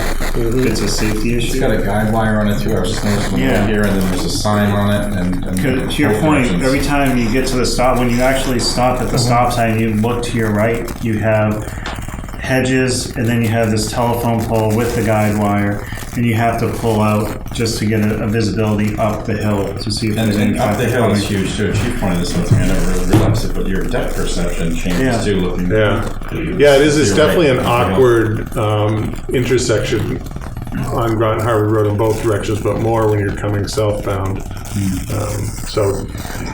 And actually, National Grid wants. I got to talk to Robert about this. They want to put a pole out here. Yeah. Well, the one that's they need to put another pole to hold that. We told them to start redesigning. They want to just plug the pole in the middle of the backyard. Well, they have a couple options they gave to me. So that may be something we can do some horse trading with National Grid on. Yeah, you do this for us, and we'll do that for you. Did the hospital just pop the signs in, or did they seek a permit for that? I'd have to check Selectman Hillman with the building commission. That's a good question on that. I don't think he even regulates road signs. I think they've been there probably 2 or 3 years now. But right in that gentleman's front yard on the corner there's a Michelle Valley Medical sign, and a little farther down there's a sign that says it's tilted over so you can see it. That shows a railroad crossing to the left. It's kind of we will check that out. And there may be some things also, as Selectman Hood said, to slow the traffic down a little bit, narrow the lanes down to 11 feet, just so visually it seems like it's they need to slow down a little bit. But ultimately, realigning it, I mean, obviously that takes land taking and stuff like that, but I mean... Yeah, I think you look at some have some engineers that are really that do this for a living instead of me that does it for a hobby. That can really look at how the turning movements are, how people stop, and really come up with some different concepts and see which ones are implementable and which ones may be too expensive. Chief, would you say they're head-on accidents? Are they T-bones? I know there's been quite a few bad accidents there, but T-bones, so to the side. The last major one we had over there, the person who caused the accident was trying to beat the other car coming down the hill. So we're getting that perception thing. We thought they could make it. Or you could be like my wife and sit there until you don't have another car in sight. Do dangerous intersection signs have any real impact on intersections? No, it's a challenge. Yeah. It just signifies that there is a I challenge. mean, we have a flashing yellow light up there, and it doesn't do anything. I mean, that's just one of those spots that, you know, sometimes you take your turn and you're screaming as you do it. I made it. Yeah. Learn how to drive on that road. Yes. Just have a question about that intersection. The light comes down from the transfer station, and the people that are coming towards the transfer station on the show side. Is there any restriction on where that garage and how far out he can park his cars? Because I feel that people coming that direction do a creep on that intersection. And so people coming down the hill don't know whether that person is creeping up to go southbound or they're going to go. This right here, coming up this way, yeah. Right, so the garage there, how far, if he went into the restriction of how far he can park his cars towards the street? On Central Ave or On Central Ave, yeah. correct. You know, if they were back, 10 more feet, that would give people at that stop sign a better angle. Southbound on Central Ave.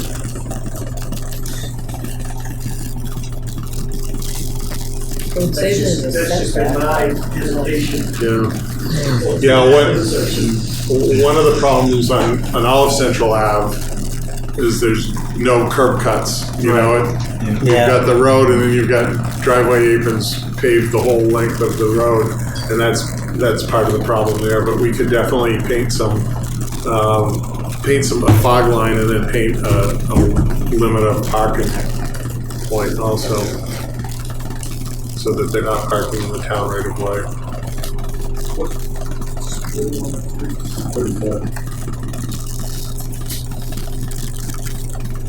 And you know, at some point, maybe one of the solutions too is to put another flashing speed sign up there.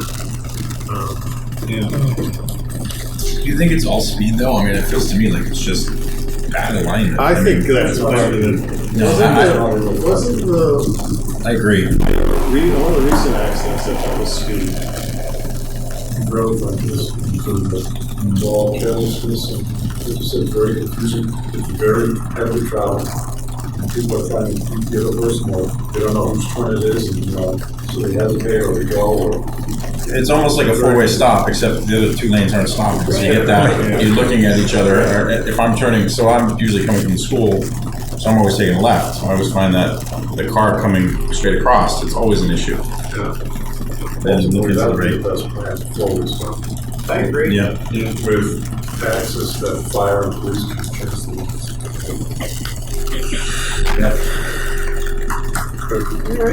That would definitely slow the traffic. Yeah, me too. Grove Pond PFAS update. We've got a lot of developments with respect to this. One of the issues is that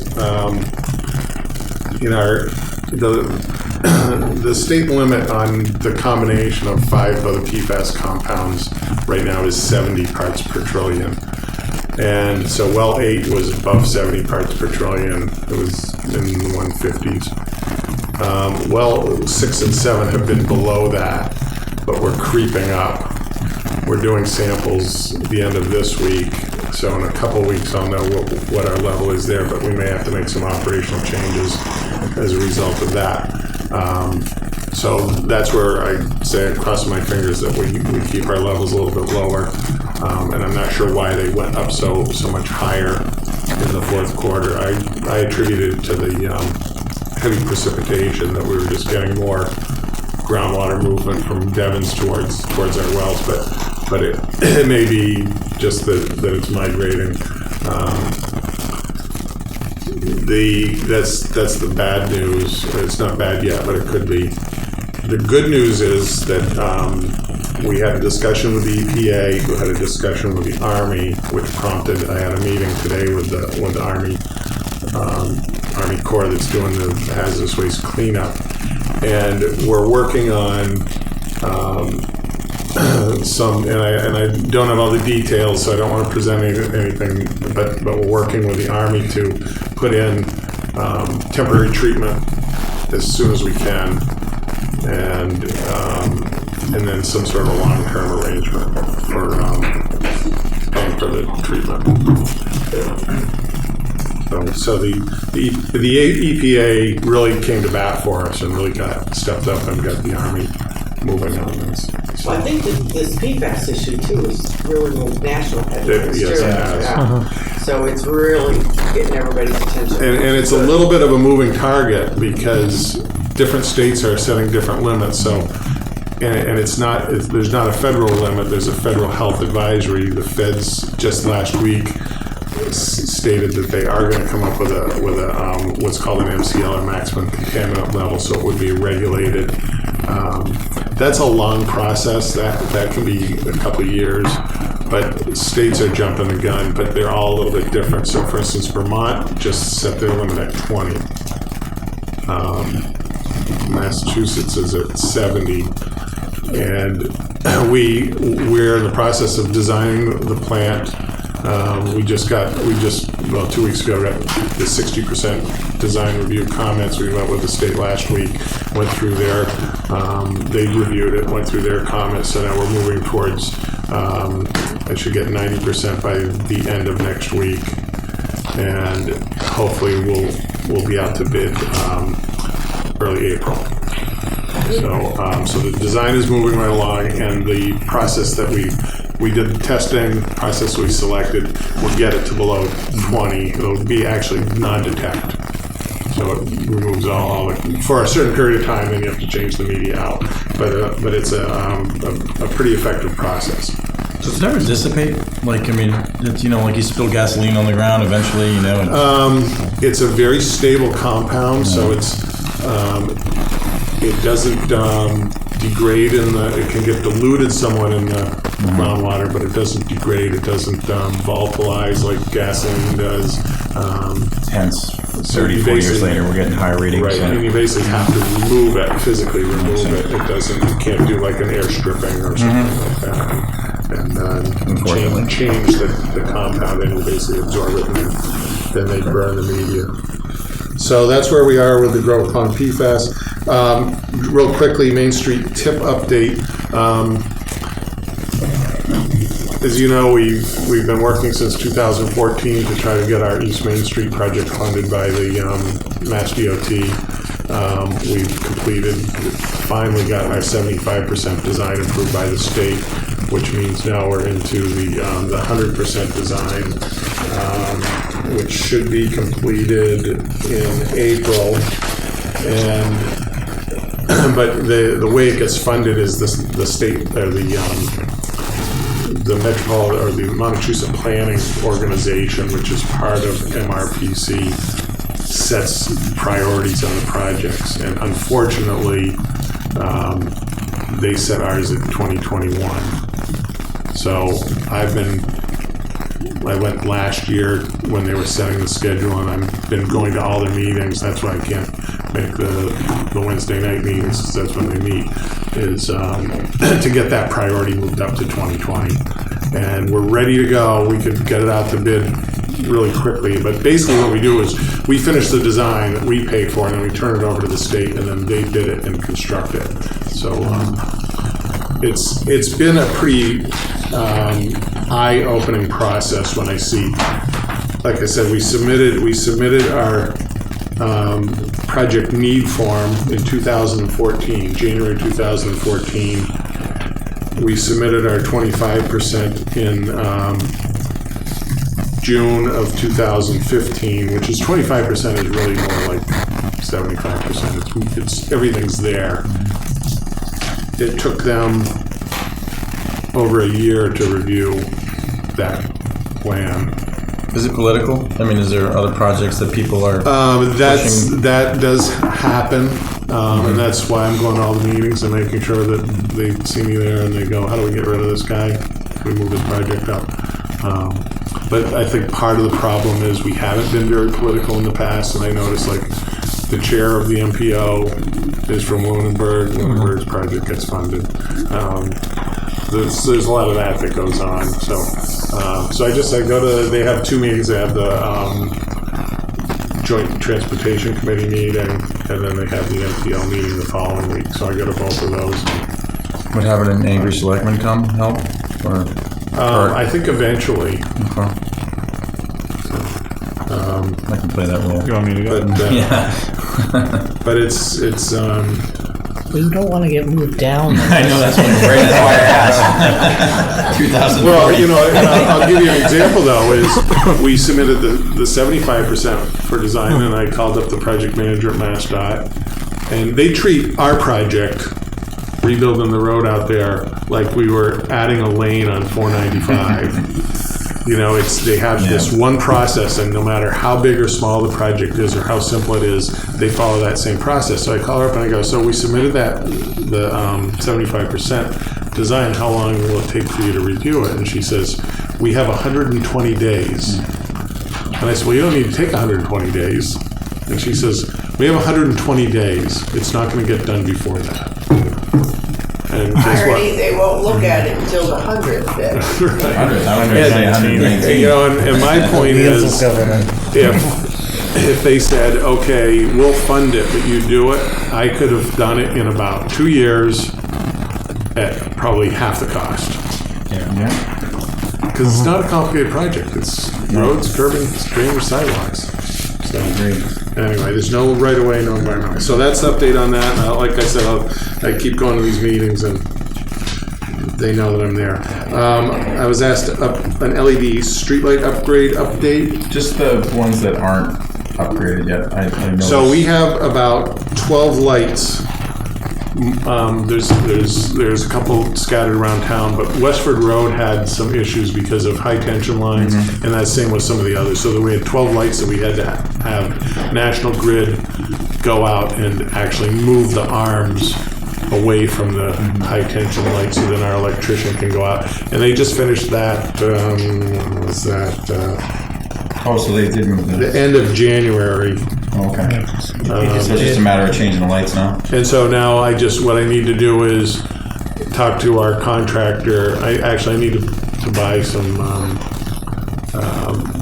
a couple extra lights, and I need to get. For some reason, I didn't buy enough controllers. I need to buy about 4 or 5 new controllers also, and then I'll get the contractor out. We'll finish that up. But we also have just a point of cost reference, and this is a little tricky because with net metering credits, so I don't know if you're aware, so we buy net metering credits and we apply those to our National Grid bills, so it's a little hard to compare apples and apples because you're not sure where you are with your net metering credits. But at this time last year, pre-LED light cost, we had spent almost $30,000, and this year we spent $14,000. So electricity did not go down. No cost. We also have set up. I set up a little test dimming area, and I don't know whether I forgot to check with the police and see if they had any comments on it. Over in the Bly Street, Tannery Street, Church Street area, we have those lights dimming at midnight and coming back up to full light at 5 o'clock in the morning. And I haven't had one person comment on that. We're dimming them about 50%. So what we'll start doing is doing the same thing in other neighborhoods. That really doesn't have any effect on our cost savings yet, because right now we pay on a tariff per type of light. So we pay on we have 17-watt lights. We pay X amount of dollars per 17-watt light, regardless of how much electricity they're using. But they are going to start with this software. Once you set up your dimming schedules, they'll start billing you based on the actual electric use. And with our smart controllers, we can actually see how much electricity we're using per light. So it's pretty amazing technology. And then also the downtown streetlights here I have we have about half of them are the old style, that is, you know, the yellow lights. The poles are rotting, so I've put in my capital budget to phase those in over a 3-year period to put in modern poles and modern lights. We did buy some clear globes, because some of the globes are kind of clouding, and that made a big difference. It didn't correct all the yellow color, but it did improve the lighting. And those weren't very expensive. We bought, I think, about 6 of them and put them up to see how it would work. So we'll look at my budget and see if we can buy a few more of those. That's all I have. Awesome. Excellent. Thank you. Any other questions? Good work. Thanks, All right. Mark. Thanks, Mark. Thank you, Mark.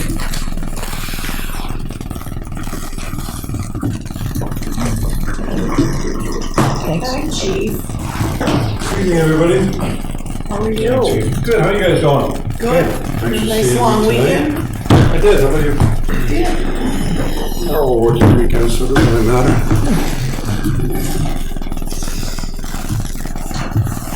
So I'll be very brief. I know you guys are behind the schedule. Everything's pretty much done, and that's the end of my report. Thanks. Thank you. All right. We haven't seen you in a while, so we don't want to stay long. Straight to the point. It's all done. I mean, really, it is all done. The radio upgrade, you know, I just want to remind everybody that it's not just police, it's fire, police, DPW. Everybody benefits. We're just the worst off right now. So we're going to get the most benefit out of that. That's 90% complete. When I say 90%, everything is running, everything's working. We're waiting for some solar power cells at the Pingree Hill site to power that voter system up there. Right now we have temporary power, so it's still working. We've seen an improvement already. I was going to say, is it working well? I mean, have you noticed as it cleared it up? You know, really good communication out that end of town. Good. The only other way we could improve it, and we're looking at it right now, is everything was set up to go P25, what they call the digital signal. We've tested that. It is superb. It is so much clearer using that. So just that alone is pushing us to look at that. We're also running into problems with Epping, New Hampshire. I don't know if you know about our radio problems, but prior to Epping was another community that had cut our frequency. And they're far enough away that they shouldn't have interfered, but their power output and height of antenna caused interference to our radios. So we fought with them for about 3 or 4 years, got them to abandon the frequency. Well, Epping, New Hampshire picked it up, put it on the highest tower they could find, cranked it up as high as they could, and it's given just the DPW, so now they're interfering. But if we go digital, they won't interfere. The problem with going digital is nobody else around us is digital. Fire department's not digital. Surely fire and police aren't digital. So everybody's got to work together to make this work. Right. So that's probably the only glitch in their system. Regionalization, that's done. We'll get a few glitches with computer stuff in Shirley, but for the most part it's done. We're running. We've been running since beginning of January. January 8th. Are you fully staffed for that with what you anticipate, or are there still open positions? No, we just took our last person that was training and put her on last Saturday, full time, so she's working. So we're fully staffed now. Oh, excellent. No issues. Now we got red leading. We do have some fire alarm things to still work out. We do have a temporary fix for that. So there's a temporary system in place, and equipment's been ordered for the full-time replacement. And then lastly is our evidence room, and that project is complete as well. Okay. I wish you guys could see it. It's just, it's fantastic. Fantastic system. We have so much more space now. And I don't know if you knew anything about our project, but if you look at a room like this, our room is about the size, a little smaller maybe. And if you can imagine all this dead space in the middle where you can't store anything. So you have a rack of shelves here and a rack of shelves there, and that's all you have. This system that came in, and it puts rails on the floor, and then it puts in these movable units, I would just call them, that are the full length of the room. And there's 7 or 8 of those. And it's just a hand crank, and you can line them up and pile them up against each other, and all of the stuff is inside those units. There are bins on both sides of it. So, I mean, it's just quadrupled our storage capacity. Plus, we were able to put a refrigerated unit in for our blood and other sensitive evidence, and so it's a fantastic system. Perfect. So I really appreciate That has to be really secure, right, too, right? You have to, like, I'm assuming you have to sign in and all that, right, to an evidence room? Like, you can't... Nobody, yeah, so the evidence room there's only one person allowed access. I don't even have access, I don't want access, I'm not allowed in there. Everything is key carded, so everybody's a fob. There's only one person whose fob works in that, and that's our evidence officer. She's the only one, she has the keys to all the lockers. The deputy has a spare, and he goes in there and does inventory 3 times a year. But other than that, nobody's allowed in. Makes sense. That's to keep that security. Sure. Right. Good. No, great. Oh, that's done. Are you back to full staff?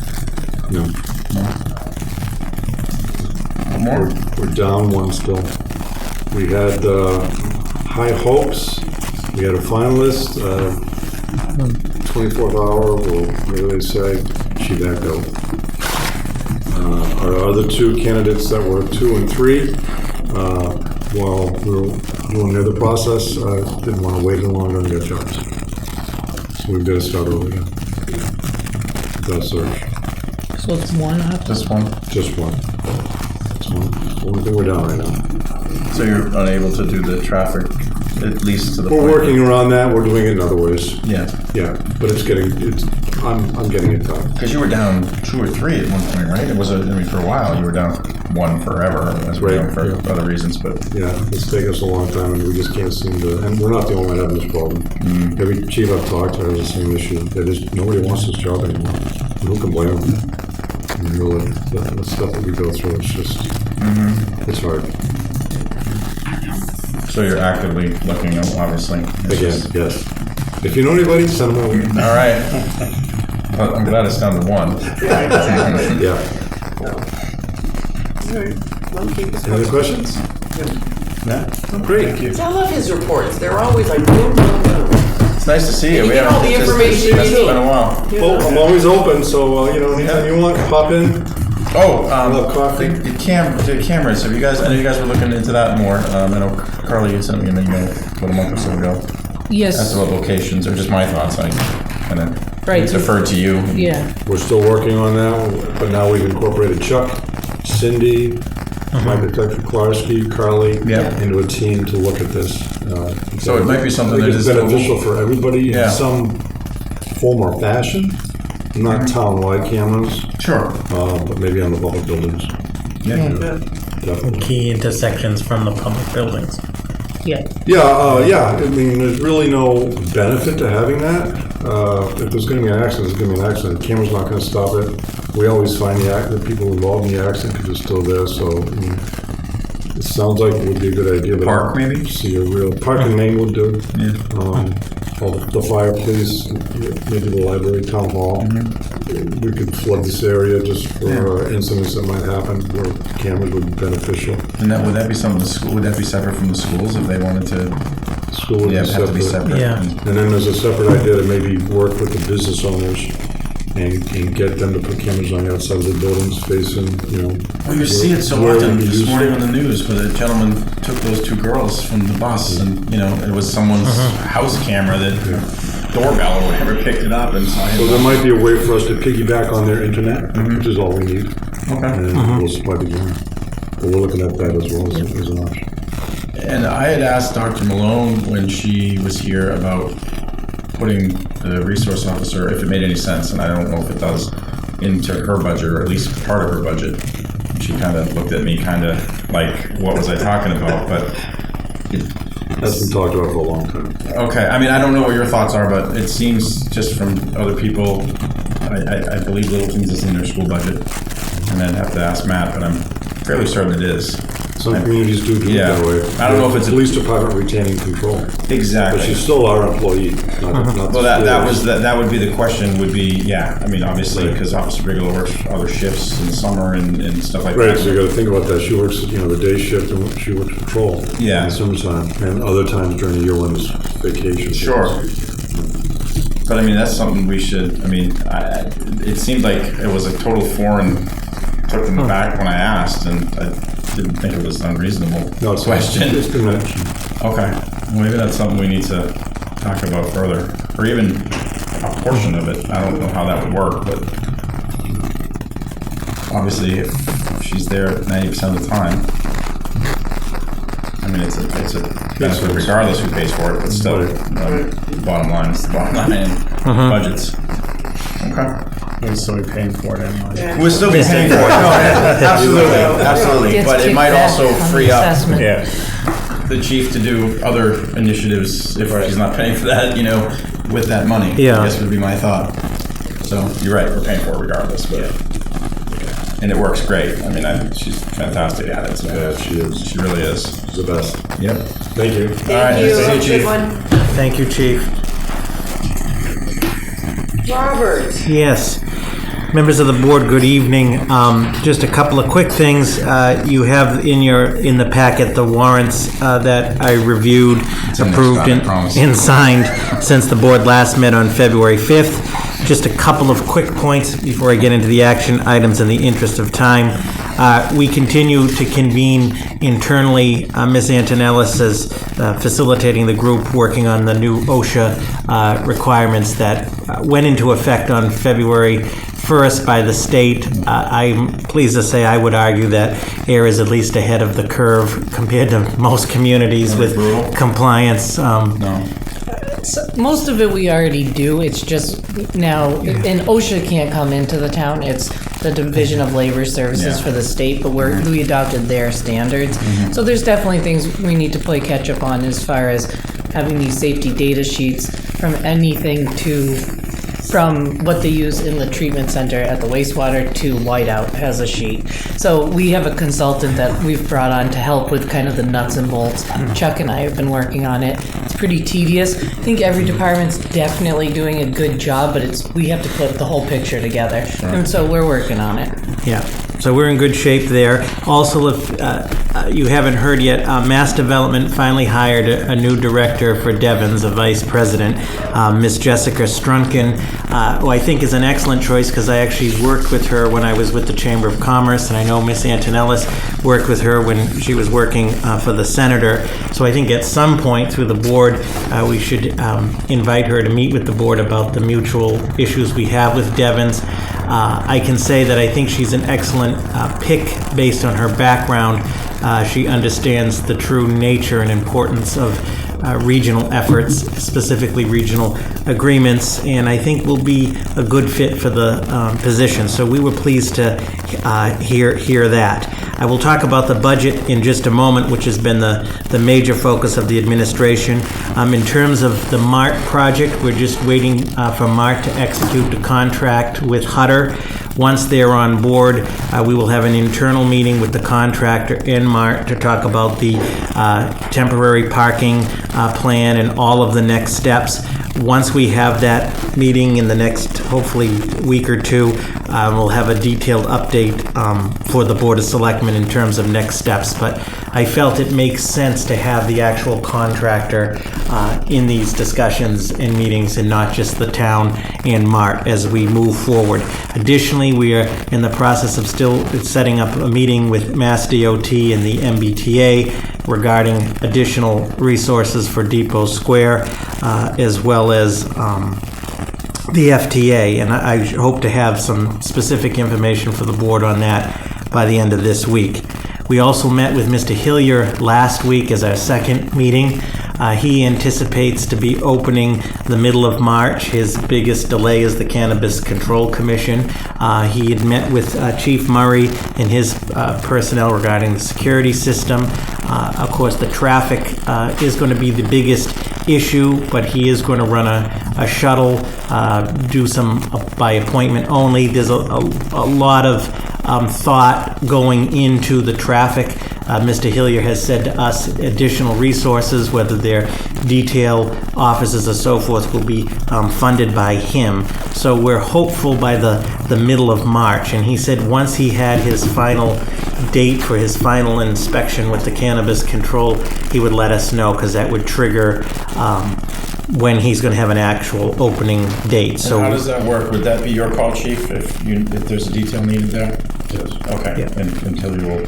yes, so Okay. any costs associated with traffic and so forth, John will be responsible for. So as soon as we hear, he has also still entertained doing some type of a public outreach of like what to expect when we open type of thing. So I haven't heard back on that yet, but he is almost there.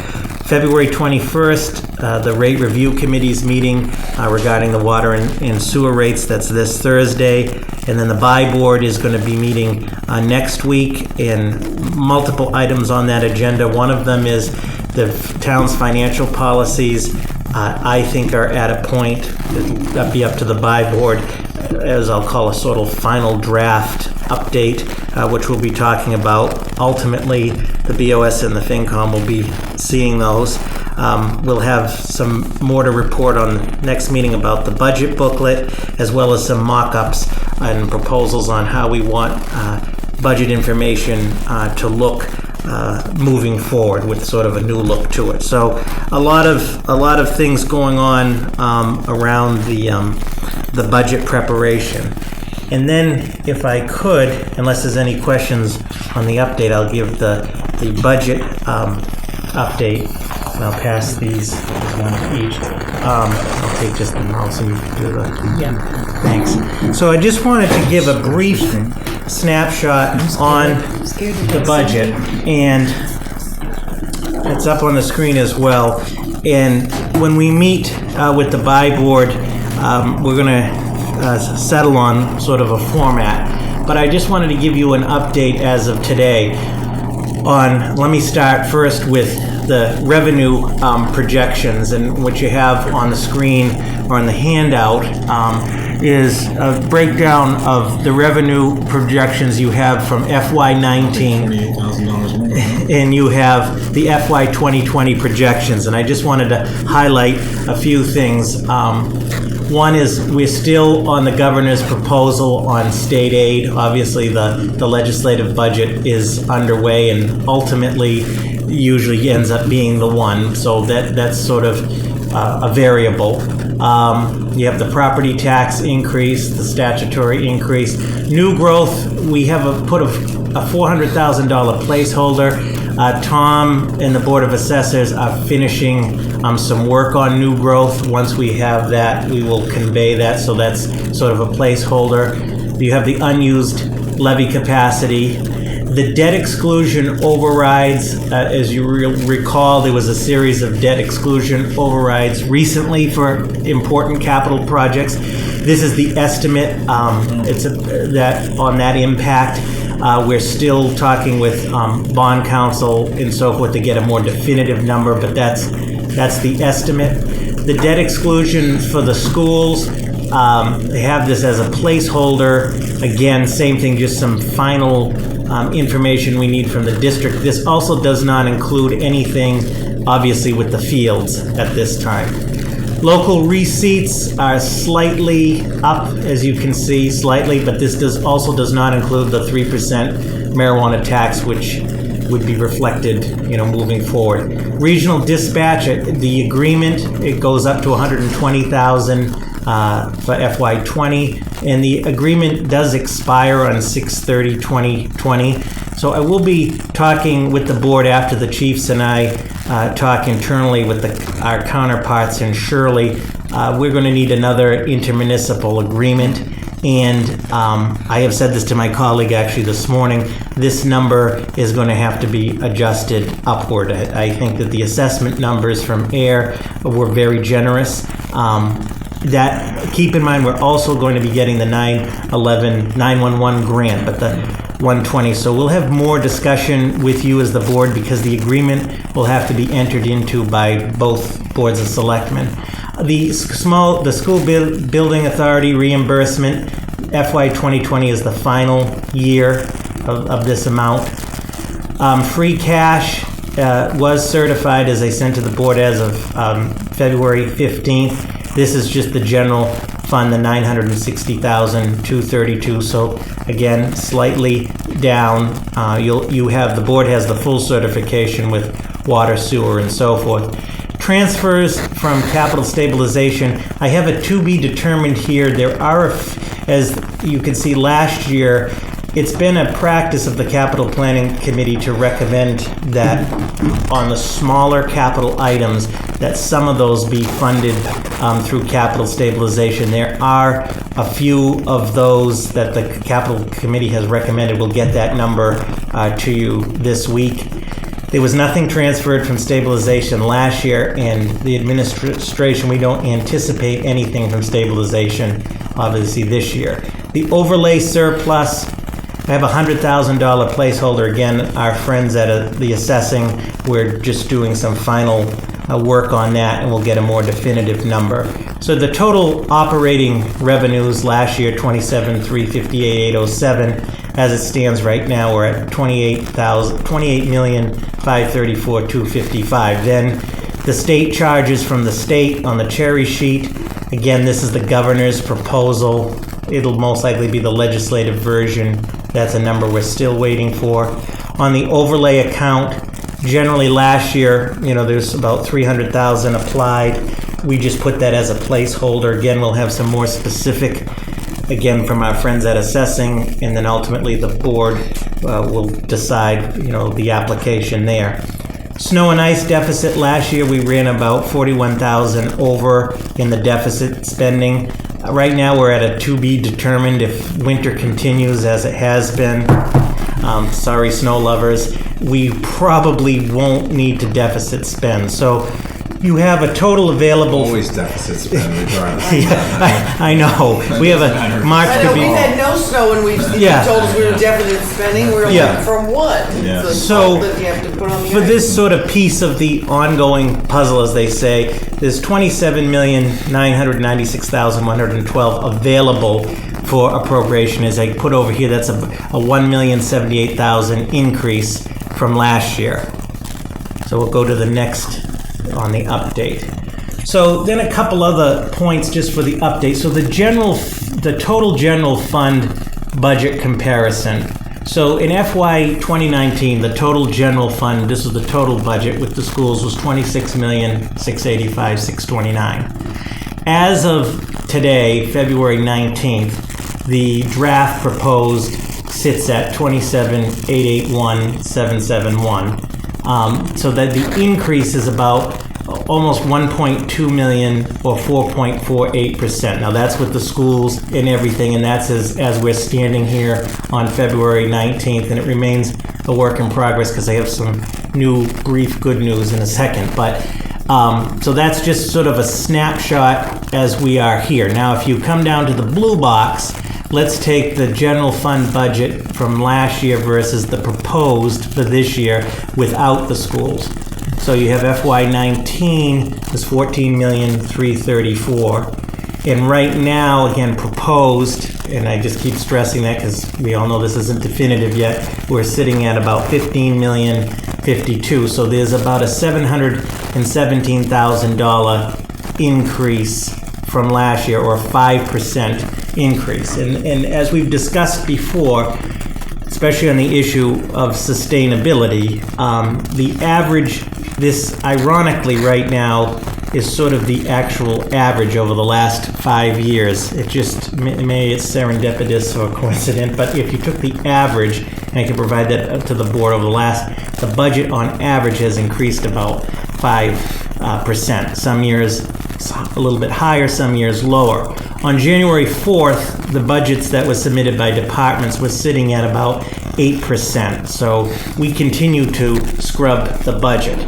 Over in the orange box, a sort of the summary for this year of some of the major budget increases over $25,000. So the school assessment, which we met with Dr. Malone at the February 5th meeting, the Neshoba assessment, which we had tonight, and the driver there was we have 3 more students. The facilities department, I'm actually meeting with Chuck again this week. It's important. There are some additional reductions that in that budget line. A lot of them have to do with energy and fuel to the positive, meaning that budget will be scrubbed downward, so I will get, that's one that's in play. The fire department is about a $33,577 increase. It's important to note that does not include the contract, which is in negotiations. Our next session is on March 4th. Health insurance, we were pleasantly surprised, as the board knows, came in much lower total, which is good, but there are challenges that remain there, which we can discuss at another time. The police department, again, another increase, and this doesn't include the Superior's contract, which has been concluded and we'll talk about later. The DPW stormwater, as the board is aware, the stormwater is both a federal and state mandate, and the key word is it's unfunded, and the town had considered doing a rate structure which was not adopted, and so we've been funding stormwater efforts out of the general fund. This is, for another night, this is going to be an increasing number, an increasing challenge. We have a stormwater enterprise account, but we have no funding source for it, so it's a 100% pretty much general fund subsidy. Good news, the accountant was working, I think until just about a half hour ago, on the long-term debt. If you want, I'll get you to clean up. This number has actually gone down as of today. So it's now $32,190, so we need to adjust. That's the long-term debt impact. Middlesex retirement, as we talked about back in November, is a considerable increase.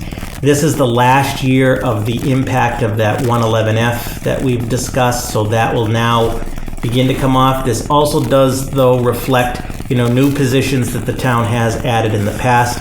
There are no new positions in the FY 2020 budget, so this number will begin to mitigate some downward. And then all other departments, you're looking at about a $68,000 increase, and I note here that the DPW contract remains concluding in negotiation, so it doesn't include that.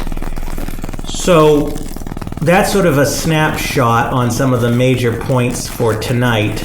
And in the interest of time, I'd like to do for your meeting on the 5th a snapshot on the capital, as capital has finished its recommendations, but to give it, I know we still have a lot on the agenda, but this is sort of a snapshot of some of the major points as of today.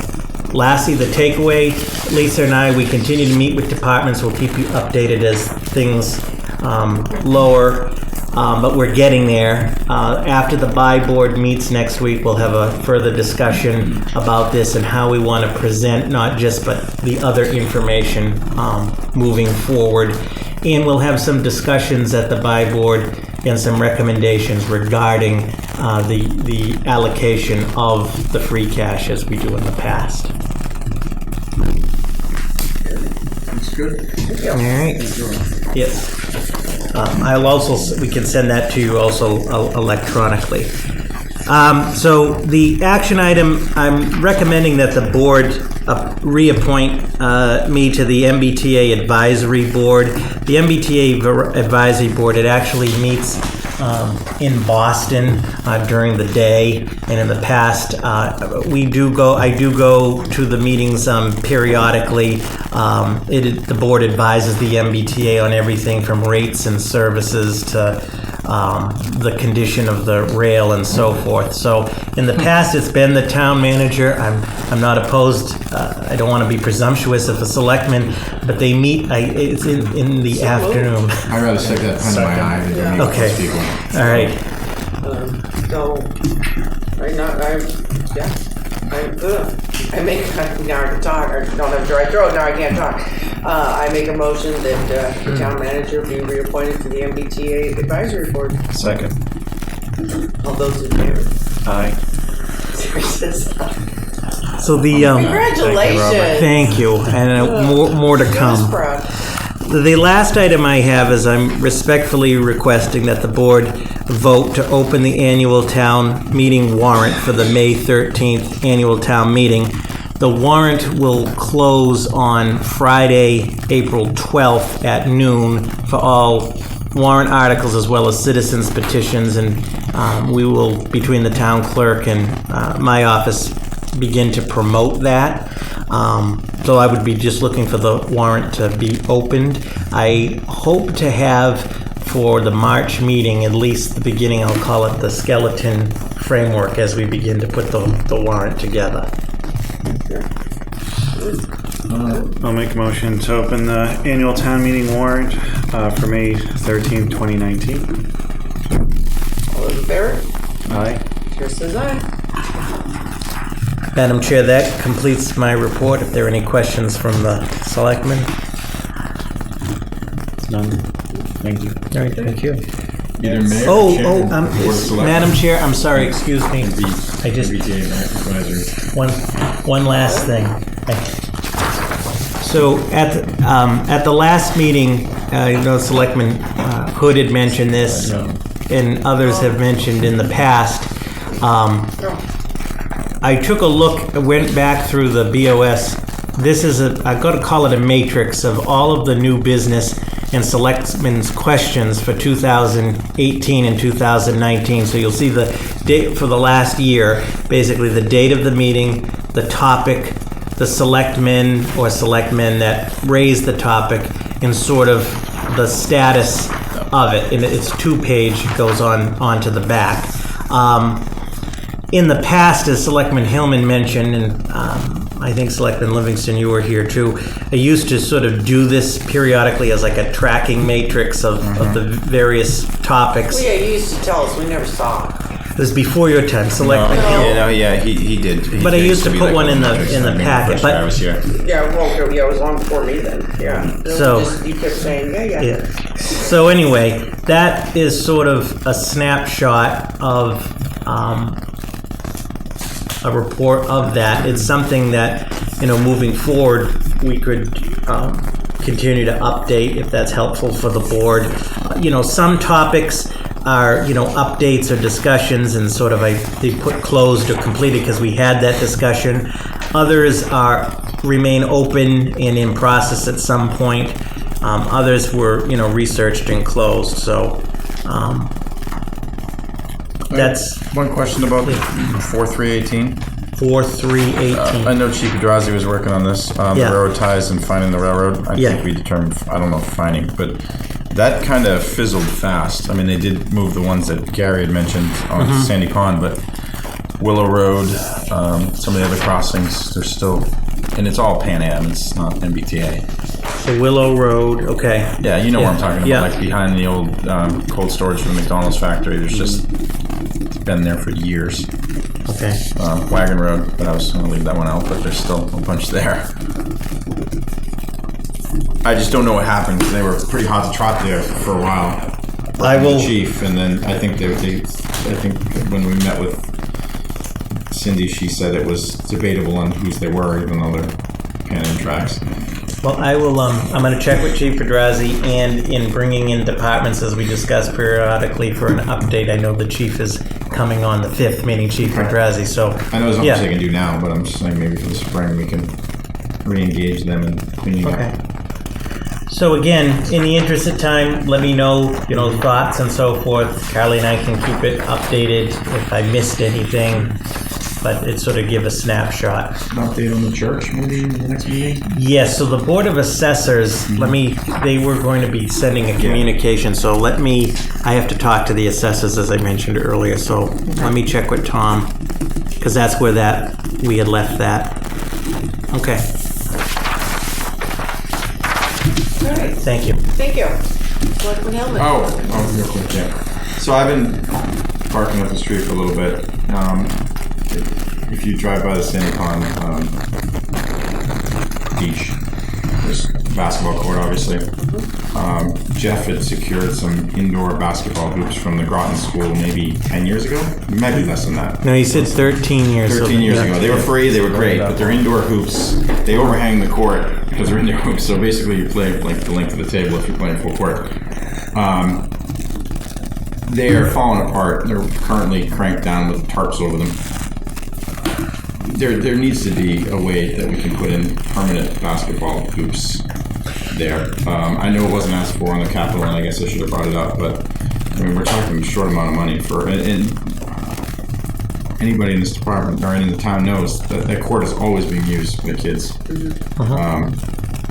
I just don't understand why we can't find whatever it's going to be, $5,000 to put 2 new basketball hoops up that are permanent. When I get mine at Creative Playthings, it's fantastic. So, through the chair, I talked to... And I spoke to Parks Director too. I'm not stepping on anybody's toes. I spoke to Jason. And, Yep, and he mentioned that. So, Jeff got those 13 years ago, and they're old and tired, and it was a great donation. It would be $10,000, $5,000 for each to put the new ones in there. They did not obviously put that in the capital plan. They put other things, and it wasn't in the operating budget, but it would be $10,000. There is obviously no opposition from the Parks Commission or from Mr. Thomas, and I'm glad you brought this up to put it on the open agenda discussion, because ultimately it's up to the Board of Selectmen in this case. I mean, can we do it? We can do it. I mean, it's $10,000 that wasn't put in the operating budget or capital. And at this point in the budget process, if as I talked to Jeff about it, there's no objection. If it's the will of the board to vote that, then we would proceed accordingly. Whereas, capital has sort of finished. The budget is moving forward, and there's nobody that's opposed to it, but it's just sort of a later item. So that's why I'm glad you brought it up and we put it on the agenda. The issue is the $10,000. Do we have the capacity to do it? Yes, but it's up to the board to discuss. And there's no opposition from the commission, and he mentioned you talked to the chair. Yeah, and that's why I didn't bring it up to the board previously. I didn't want to, until I spoke with them to, rock the boat there. But I don't know how we want to proceed with it. But I mean, I think it's something that's desperately needed. I mean, we had asked Alan to look into it because Littleton did the 6 courts over there with some type of grant or something. But I don't think we ever got a follow-up to that, which is... No, unfortunately, yeah, we didn't. But... Madam Chair, would the 10,000, because Jeff had come into our office just to talk. Yeah. He didn't think that would be enough at one point, so I just didn't know if he had further researched it. I don't want to... Yeah, he did since then, because it would be more if you were to replace it with those type of units. But to do these two, because I asked... We're talking about planting ones, right, that stay there year-round? Permanent, right, that you can adjust. Correct, yeah, that's what I'm thinking. I confirmed, because he said that 10,000 was a good price and would do it. 5,000, for each. That's the whole ball of wax. Yeah. So, how would we want to go about that? I mean, of course, it's a little bit behind with the capital, but I mean, this wouldn't have been something we would have funded. We wouldn't have borrowed from capital if we approved this. This would have been a capital stabilization. It's a usage of free cash. It's a one-time expense. Yeah. Utilize that. Yeah. Do we want to discuss it more, or to vote on it, or? Do we want to what if we're going to take money from free cash? Do we have to go to town meeting to get it approved? Be a warrant article. Warrant article approving it. I mean, the overall operating, there's still a couple line items that you and I discussed that could come down to cover a portion of that. Yeah. The concern is the budget that we saw tonight doesn't include the wage increases. Right. That's... Yeah. But I think free cash would be a good avenue. Yeah. And like you said, they're always in use. They're always right. Yeah.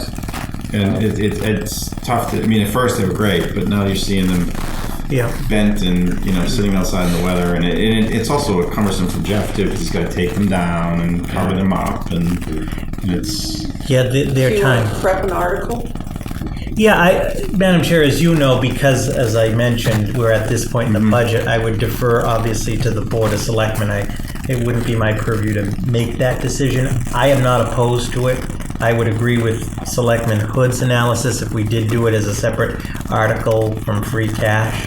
I think there should be at least a draft article so that when all the articles come before us, Yeah. we'll be able to approve. And maybe Jeff can get some harder numbers before we put a figure on it. Okay, I will prepare that. Okay. Cool. All right, thank you. Anything else? All right, meeting minutes. I looked at them, they look good. Me too. Fantastic. Yeah, that looks good. I'll make a motion to approve the meeting minutes for February 5th, 2019 as presented. Second is, all those in favor? Aye. Chair says aye, meeting minutes are approved, and if I could get a motion to put us into executive session. I make a motion to, Gary was also good with this motion. I make a motion to enter into executive session for the purposes of contract negotiations, as negotiating an open session would be detrimental to the town's negotiating stance or power, and we will adjourn from executive session.